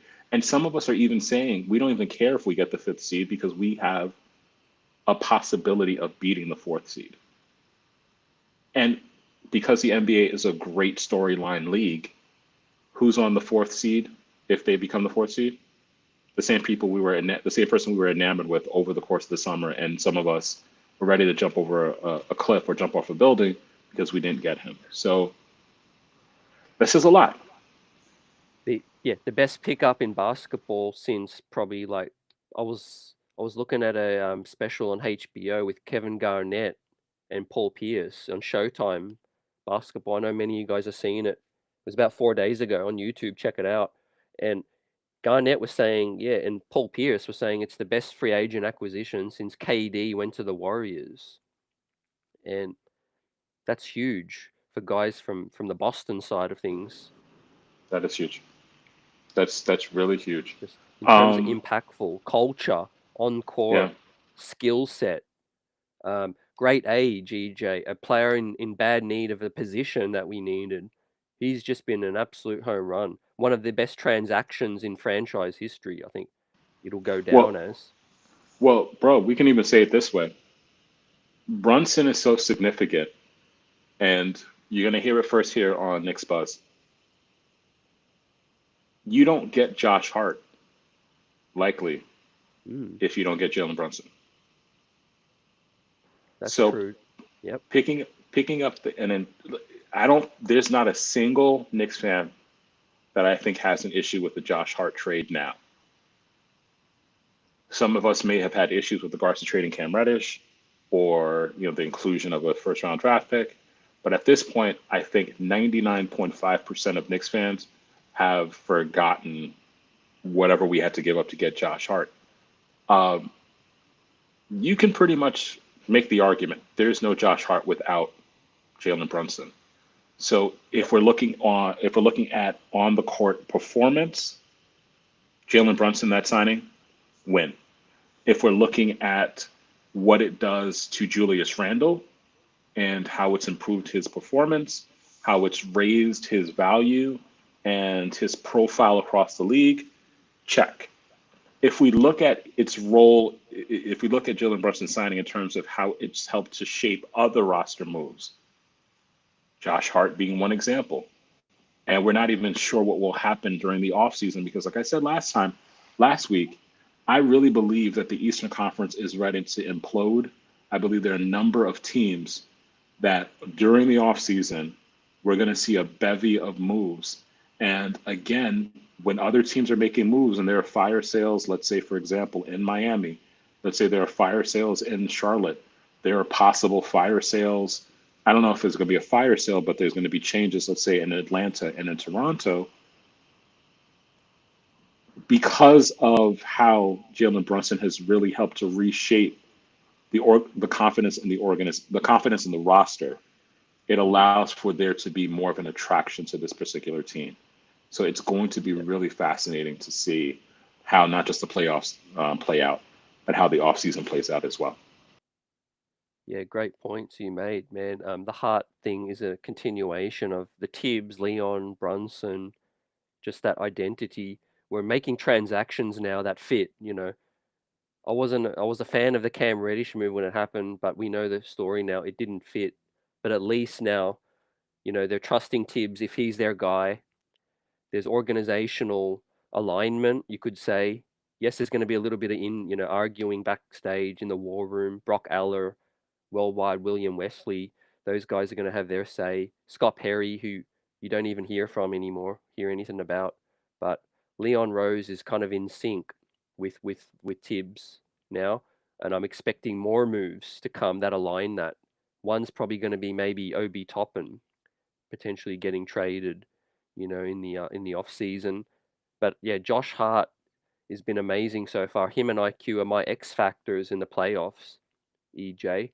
I'm not reading much into IQ's latest slump. The man played 55 minutes against that Boston game. It's like he gave his heart, his soul, everything to win that game, and we're witnessing a bit of just a come down from IQ on the road. Yeah, it's natural.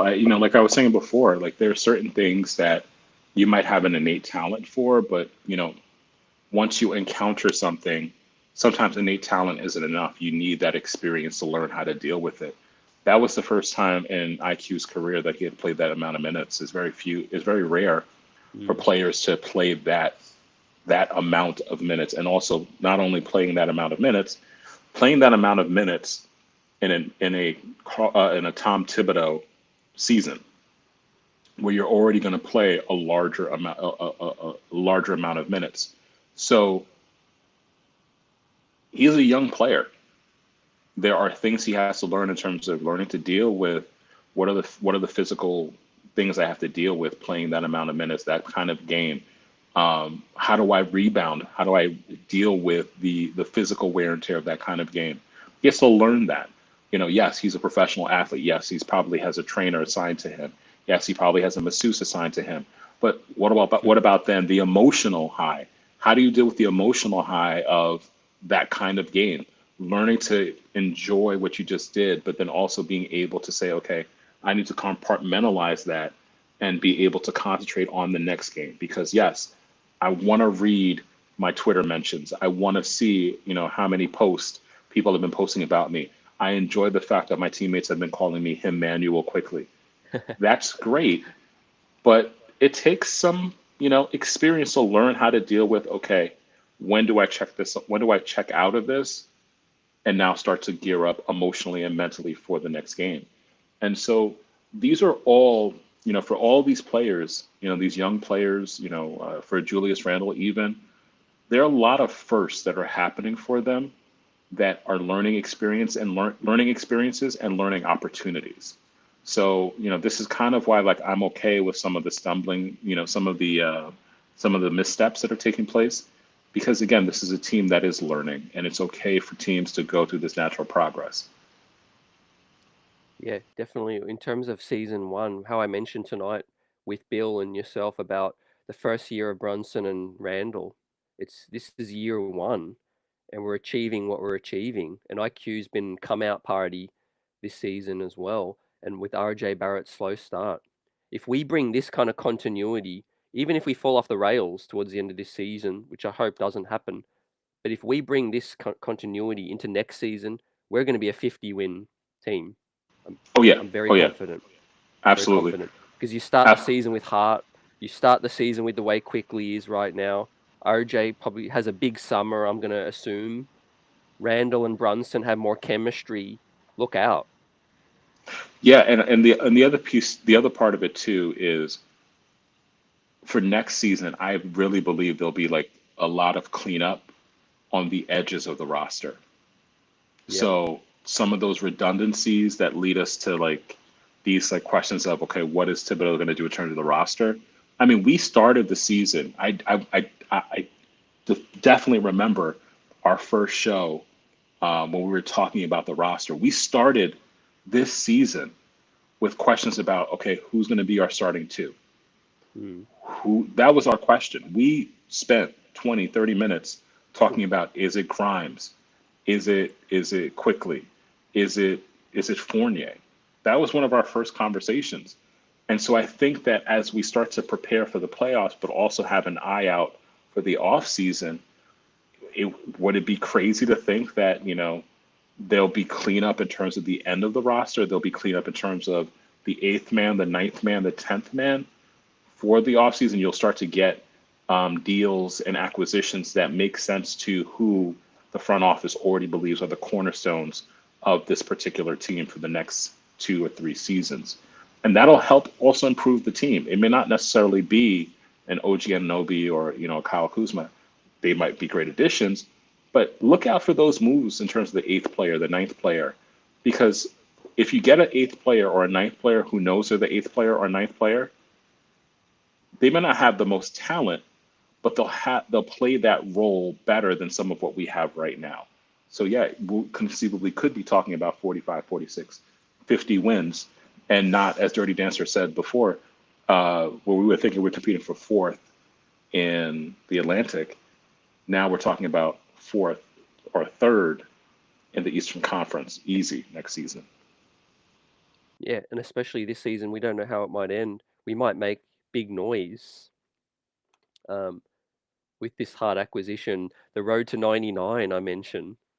Could we bottle some of that something special? We had a big win in Miami late. Julius Randle feels comfortable there. Jimmy Butler looks a little bit gassed, like he's frustrated with what's going on there.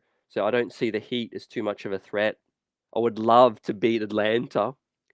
I would love that. I would love to just put the nail in that coffin with Trae Young possibly asking for a trade. But the Cleveland Cavaliers, man, I cannot tell you, EJ and chat, what a playoff series like that is going to be like at MSG with Spider Mitchell and all of that buzz in the off season. Yeah. Talk about fever pitch. Yeah. It's going to be Bong Bing on 7th Ave and all that. Knicks fans shutting it down. Well, one of the things that we have to talk about at some point, especially as we get closer to the playoffs, is why haven't the Cavs? I mean, are we? I should ask. I should ask it this way: Have the Cavs had a successful season so far? Yep. I think that's a worthwhile question to ask. Um, Now, obviously, any season, first season where you make a major acquisition, like a Donovan Mitchell, there's room for there's a lot of you need a lot of leeway in terms of like expectations. But the fact that we are having a reasonable conversation about the Knicks catching the Cavaliers for fourth place, to me, the Cavs season is a fascinating topic to explore, because so much was made about the Donovan Mitchell acquisition. So this is what's going to make it such a fascinating, intriguing, possible playoff matchup, is because that could have been us. That really could have been us. And like again, like it's fascinating to see, like, Yep. why haven't the Cavs been able to crack into that top three, particularly when they gave up a lot. They gave up quite a bit for Donovan Mitchell. One could say if you're just looking off this season's model, EJ in chat, if we had Josh Hart to start the season on this season's model, those losses like we brought up, the DeMar DeRozan, missing free throws in his buzzer beater, the couple of Dallas capitulation, up 23 against Atlanta early, the game where we blew against the Cavs, 145 points to the OKC Thunder. I could go on and on and on. We'd be a 55 win team this season if we Yeah, had Hart to start. There's no way with our defense the way it is with Hart and that we lose those games before. yeah, yeah, and that's why, like, I like Dirty's point. Getting Mitchell was a success, but they were handcuffed from adding anyone at the deadline. Mm. This is where um, we might be seeing a turning point in not just what's happening with the roster, but as CT mentioned earlier, the possible alignment of the front office as well. And we have to remember, and I think I made this point last week, um, Mm. you know, the many of the key figures in the Knicks front office, they needed time to kind of figure out their roles. They needed time to figure out, how do I do this job? What is it that I want to do? What's my strength? Um, you know, this is where, again, we might be seeing a turning point, not just for the roster. We might be seeing a turning point from the front office. The ability to feel confident and say, okay, we trust where the coach is going. We trust this particular process for this particular organization. And so because we now trust, like part of it too, like let's just call a spade a spade. How many of us fully trusted the front office after re-signing Julius Randle? There were many questions about that, Yeah, there are politics to facts. running a team. Like the extent to which your fan base exudes confidence in your front office, that's how much leeway the front office has to make in terms of making certain deals. I wasn't necessarily entirely confident in this front office 2 seasons ago. And so the front office is aware of that. Leon Rose is aware of that. So how much are you going to put on the line to trade for Donovan Mitchell? How much are you going to put on the line to make, move B, move C?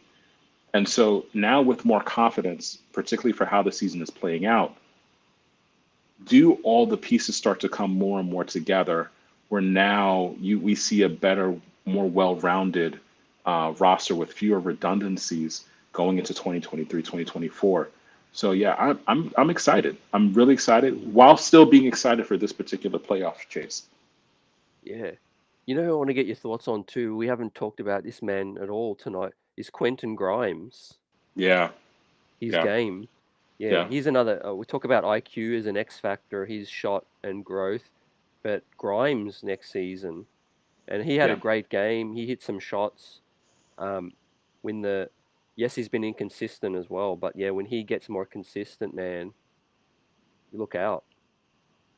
Yeah, he's someone who I think sometimes we forget how many years how many years in Yeah, he is. feels like a The minute. it feels like it's been a minute, but the leap that IQ has taken, what is it? Year what? Three? Year Three, four? Year, year two for so year Grimes. year two for Grimes. What year is Yep. this for IQ? Oh, for IQ. Yep. Four. I think. This Or is year three. four, Three. Sorry. right? So that leap that we're seeing in terms of IQ's game, can we now also imagine that same sort of leap for a Quentin Grimes? And I think sometimes, like, when we get frustrated because he's not necessarily hitting the shot consistently, again, this is only year two. This is also year two that started off with an interruption in terms of injury. And so, yes, a lot of people were thinking that, okay, there should be exponential growth this season. But when players are injured, there's but so much room to actually, like, face those moments of growth and opportunity. So maybe we should be excited not for this season with regards to Mm. Quentin Grimes. Maybe it's really next season where we see that exponential growth. Yep. Yeah, like you say, you got to go around the league a few times to really get your legs and all of that. You learn tricks and you learn the grind and you learn how to be a pro and you start to see less inconsistencies, I Absolutely, think. absolutely. Like just like all of us have seen the Last Dance, and when we've seen conversations with Kobe, there's the first year Kobe, and again, I'm not making the comparison, Yeah. but the conversations he started having his first couple of years, and in particular, those first few conversations he had with Jordan, and him starting to understand, oh, this is what I do to see growth in my game. Those are some of the things that I think that when we get to Grimes year three, maybe we'll see that take place. And maybe that's also why we have a level of frustration with RJ to a certain extent, is because RJ is in that sweet spot where we start to expect, okay, there should be exponential leaps, and we're not necessarily seeing it in that way. But with Grimes, we might see it next year. Yeah, playing off, knowing your role better too, I guess, playing off the stars and all that. And first year as a starter, like Jay Boogie brought up too. It's different coming off the bench as it is starting with two of the most high dominant ball usage guys. Yeah, EJ. And yeah, anything else you would like to get out there from last night's loss in the road? Um, I thought about last night's loss, and there's a part of me that I wanted to be frustrated, I wanted to be mad, but then I had to remember that, Sacramento is a team that also, um, it's a confident team. It's a confident team, and like the other part of it, and I've been trying to really explore this side of sports, the mental, the psychological, and the emotional component of it. There's one thing about overcoming a pretty large deficit when you're at home. It's another thing when you're trying to do it on the road, and when you're doing it on the road against a very, very good team.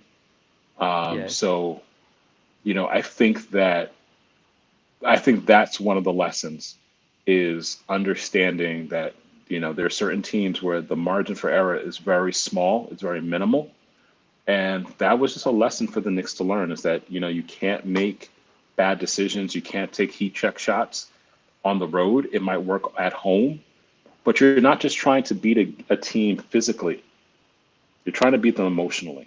You're trying to beat them psychologically. You want them to get that moment where they have to call that timeout because the coach sees the players are about to give up. You want that moment.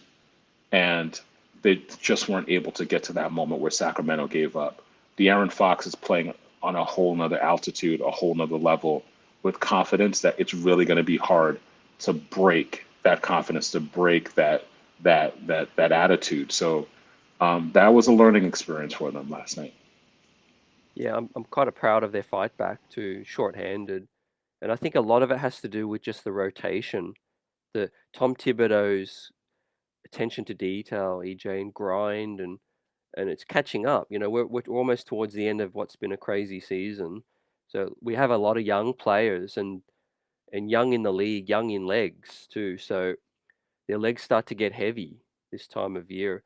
So I really feel like, yeah, remember 2 years ago when we made the fourth seed, we did stumble and bumble towards the end. We lost like a game to Charlotte as well, I think, and Boston towards the end. So yeah, please rely on some of these situational guys just to get us to that finish line.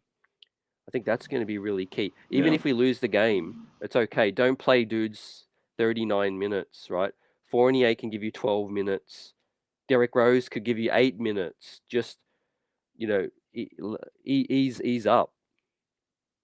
Yeah, that's I think that's one of the lessons. And like, we've seen this before. I forget where the stretch of games were, because it feels like this season feels like three different seasons.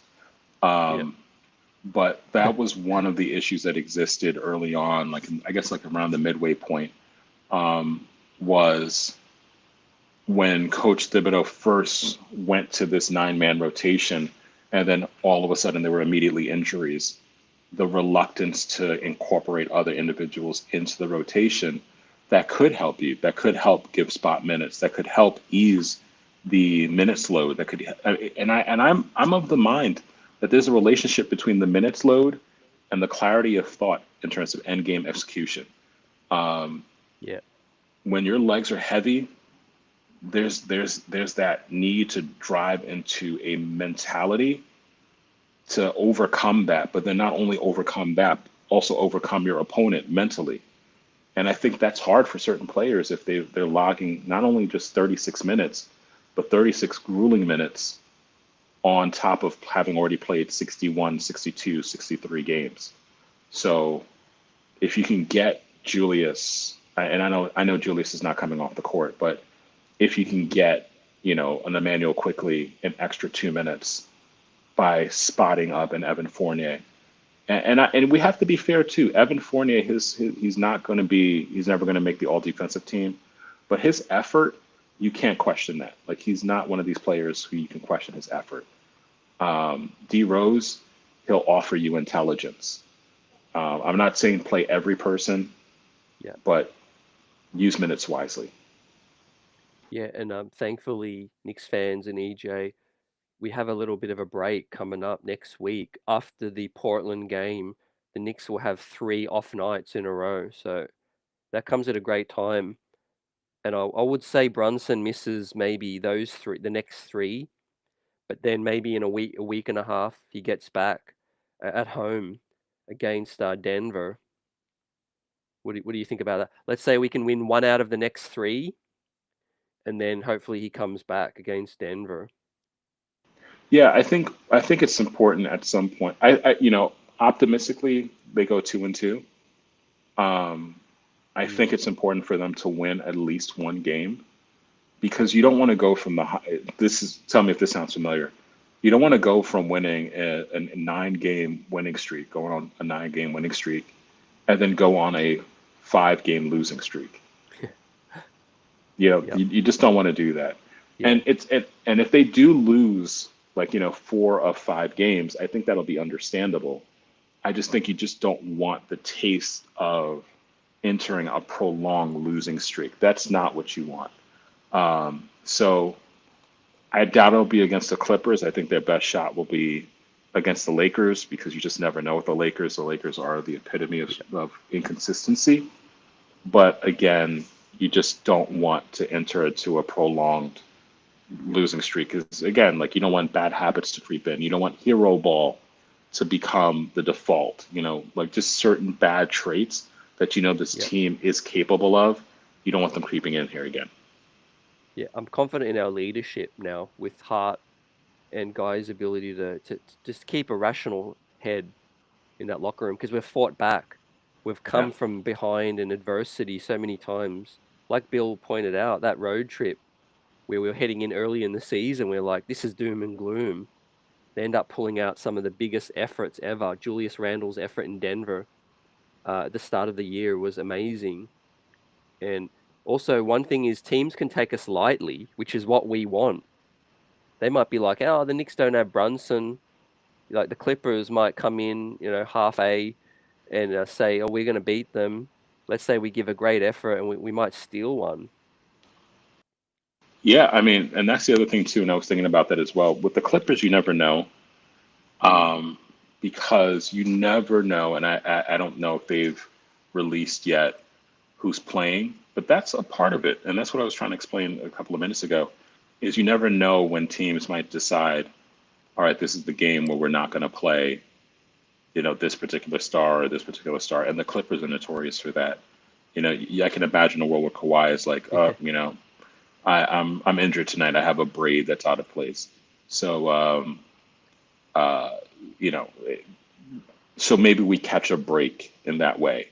So hopefully that takes place, and so that eases the the level of rigor of this particular road trip. But I do think that they will win at least, the Knicks will win at least one game, hopefully two. Yep, I agree. And I think we've got the watch tonight between the Heat and the Hmm. Cavs, and it's going to be a very, very, very interesting section. Now let me pull that up on screen as well, so we could get that. We could get that also um, for people to follow along because that's key. There's not that long left in that game. Yeah. It's 93-91. The Heat are now in front. EJ, Wow. what are your Wow. thoughts about that? I don't think there's much that separates. I definitely think there's stratifications in the East, and so it's weird that so many teams that we don't like are Mm, playing one another, and it makes it really, really difficult to figure out with for whom I should root. But you know, I guess go Heat. I guess for this one night, yeah, uh, just for this one night. yeah, yeah. They're up three now with 8 minutes remaining, and they're on. It looks like they're on 12 points in the fourth to 2 points. Wow. Cavs in the fourth, so complete turnaround. Yeah, so Yeah, we're that's yeah, we're gonna have to at some point, like I guess after the season's over, we're definitely gonna have to break down Cleveland, and we're gonna have to break down that Spider Mitchell trade. yeah. I think I haven't watched the Cavs enough this year, but Hmm. undersized is exactly what we would have been with Garland and with Spider.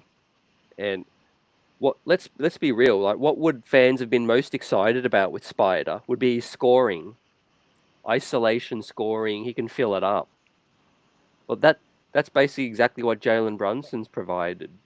Like I don't really need to see the numbers. Brunson scored in isolation, one of the best players in the league this year. So yes, would it have been nice to have Brunson and Spider? That's maybe the biggest argument you can make. Um, but then Julius doesn't have the output he's had, I don't think, this season, right? How many teams have succeeded with three heavy isolation scorers? Yeah, but I think that's also the other part that whenever I listen to sports radio, whenever I listen to um, you know, whenever we're talking about the Spider Mitchell trade or the purported Spider Mitchell trade to the Knicks, one of the things that's never really fully fleshed out is what were all of the parts that would have needed to have gone to Utah if the Knicks were able to have executed that trade. And that's the part of it that we can't underestimate. Like when I'm looking at the Cavs, and I'm not saying they've had a bad season, but for what the expectations were for the Cavs this season, part of why they may be struggling or not necessarily meeting all the expectations is that they had to give up a lot. And likewise, if the Knicks were able to have pull off that move, they would have to have given a lot. And we don't know who they would have given up in that particular deal. So would it have included Emmanuel quickly? Imagine what we would be saying today if we would have had to have moved on from Emmanuel quickly? Would it have included Quentin Grimes? You know, so this is what makes it such a complicated conversation, is that I think many of us are thinking, oh, all we're doing is just adding Donovan Mitchell. No, it wouldn't have just been adding Donovan Mitchell. There would have been subtractions. So, you know, this is Donovan Mitchell without IQ. This is Donovan Mitchell without Quentin Grimes. This is Donovan Mitchell without RJ. This is Donovan Mitchell without, fill an X piece or Y piece. So it's fascinating. It's fascinating. So, And yeah, yeah. yeah, part of me was thinking he's still a lock to come in 1 year, but with kind of like with Josh Hart being able to play off ball is a good complement with Spider, next to Spider, maybe at the 3. But yeah, I think RJ Barrett will probably stick. I don't know what his trade value is going to be like, and I think he's not going to be traded unless it's for that big blockbuster deal, which I still am unsure if that's going to happen in this off season. So I think you have RJ have a big summer ahead. You bring him back. You bring Mhm. back mostly the same squad. I guess you see if Spider wants to become a UFA after next season, and you see what kind of season you had next year, and then you do that. But what did you think about this Moses Brown pickup? And yes, it's a two-way pickup, and I like his talent, but that's just sort of a bit sort of redundant at the moment with Jericho needing minutes. Yeah, With maybe, do you think like Hartenstein could be a candidate to get traded, or how did you see this pickup? I don't know. For me, a lot of the two-way contracts are, in some of these deals that the Knicks sometimes make, these are more of like exploratory deals. So sometimes I just don't read that much into them. These are players that they sometimes might just want to take a look at to see how they fit in their system. Could Yep. they play a particular role in the system? And sometimes, stats aren't enough. Sometimes it's, can we get this person into our building? Can we get them into our system? Can we get them into our facilities so that we can actually see what this person might offer? Yep. Sometimes it's just can we develop this particular player? So I didn't read too much into the Moses Brown. I know there were lots of conversations about, we're really stacked at center. Um, I think that Moses Brown will most likely not figure too heavily into the Knicks' future, either immediately or in a year or two. Yeah, it does seem like it's a bit of that exploratory, like you said, experiment kind of thing. Mhm. Rangy, big with size, Yeah, um, yeah, untapped potential, another absolutely. reclamation project. And if you are making that all-in swing and you're going to gut some of your roster, maybe they look at maybe a future of him and Sims could be something, you know? Yeah, especially because there's an alternate universe where um, the KP trade is a KP for Laurie Marketing trade. But Yeah, when that trade was proposed, this was like 3 seasons ago. So remember what Laurie Marketing was for the next 3 years. Laurie Marketing wasn't all-star Laurie Marketing. Laurie Marketing was still project Laurie Marketing. Laurie Marketing was, will he ever develop into something Laurie Marketing? So, I think that the Knicks are trying to do what other teams in the league are doing, like seeing if they can catch lightning in a bottle with certain players to see if they can be developed. A la the Miami Heat. The Miami Heat is really good at that in terms of scouring the league, scouring the world, and finding talent and yeah, trying to make that talent actually become a productive member of the roster. We haven't seen that a lot. Our present roster construction has largely been trade, draft, free agent signing. Um, but yeah, I think that's like the next step of really talent evaluation and talent implementation for our roster. mm. Yeah. The Dwayne Washington pickup was another young up and Hmm. coming player that has reps in the league with some really good games. He had a 29-point game in the league with Phoenix this year. Yeah. So yeah, he's got talent as a guard, and I do feel like this is the end of probably Derrick Rose. I think on Yeah. this roster. Yeah.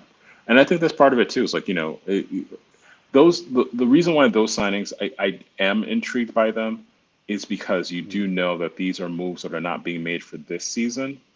These are moves that are being made for an off season or for the following season. So yes, I can imagine a world where this is like Derrick Rose's last, few games with the Knicks. And these are preparations that are being made for 2023's off season. So yeah, definitely. Yeah, we'll give our dirtiest flowers to. It was the end of Trevor Keels, who this went under the radar, but he was not Yeah. re-signed to another 10-day, and he's a free agent now, which is a wasted pick. I thought he fit nicely on all the mocks that night. He was the best fitting player at that spot in terms of positional versatility, but the Knicks whiffed on that one. Yeah, no, shout out Dirty. I always like to give credit where credit is due. It's hard to predict, um, what happens in terms of moves and rosters and even just like player development. Like, I think sometimes you can blame the organization, but sometimes you also have to blame just the player. Like maybe the player just didn't fit the particular roster. Sometimes it takes a while. Like, here's a great example: DSJ, Dennis Yeah, Smith Jr. How many seasons did it take for him to finally figure out who he is and what he needs to be with regards to being a professional basketball player? And sometimes it's not the right place, the right time, the right roster, the right coach, the right organization. So, good luck to Trevor Keels. Hope and that you Duke. can actually, and yeah. Was he at And yes, Duke? The Duke guys haven't worked Dukes, out so yeah, far. that's the other thing too. Um, so good luck to him. Yeah, definitely. And as the Heat are ahead, I said, "Oh, who would we prefer to win, the Heat?" And the chat says never. So, because do you want to get closer to the team ahead of you, or do you want the team underneath you to get closer? It's kind of yeah, Well, yeah, the guys, like we have a longer history hating the Heat. Um, and obviously, many of us as Knicks fans, if we're going to keep it total, if we're going to keep it 100, the mm, reason why I don't like Cleveland is because of LeBron's decision. Like obviously that was insulting, and so that became a rivalry largely um, because of the decision. My desire for the Heat to win, I really truly hate the Heat. You cannot question my Knicks fandom, is because I really want to secure our playoff positioning. I really think that the Cavs serve as the best possible matchup for us, oh ideally yeah, in the first round. And so if we can secure that and possibly get fourth seed, that to me is the best option, even though if it means on for one night, I am rooting for the Heat. yeah. I think fate's in our hands though too. Yeah, I think as long as we keep winning, the Heat with a 3.5, we're 3.5 game lead on them. We got to win one out of these next three. We can't afford to lose absolutely. to the Clippers, Lakers, and Portland. We Oh, gotta we gotta stop the bleeding there. And then I feel like at home we'll beat either Denver or Mini, and then the big swing game against the Heat could yeah. basically establish us in fifth. And I'm being disrespectful to the Arkansas Nets, but I don't think yeah I don't think the Nets are a factor honestly. Yeah, I mean, I think the Nets have the Arkansas Nets. We should just do that, just like random places we think, just we shouldn't even just call them Brooklyn anymore. Um, so when it comes to the Toledo Nets, um, uh, they have a lot to figure out. Like, I mean, if you've been paying attention, if people have been paying attention to some of the conversation with regards to the Nets, they have a lot to figure out, particularly when it comes to Ben Simmons. Um, that story is not going to not him as a person, but the story of him on the Nets roster is not going to end well. I mean, so many DMPs, when you have the coach basically saying aloud, we don't really know how to play him.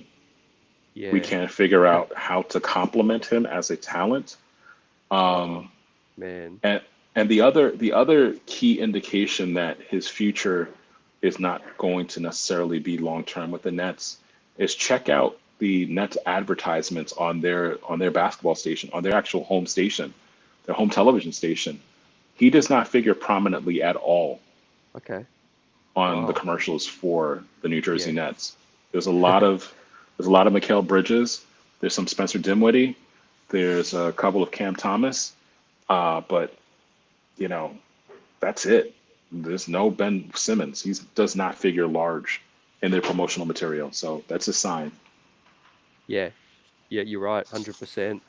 As we get ready to wrap this show up, it's been amazing catching up with Bill Daughtry again as we move forward to this playoff push. EJ will be on post game tomorrow and then the day after.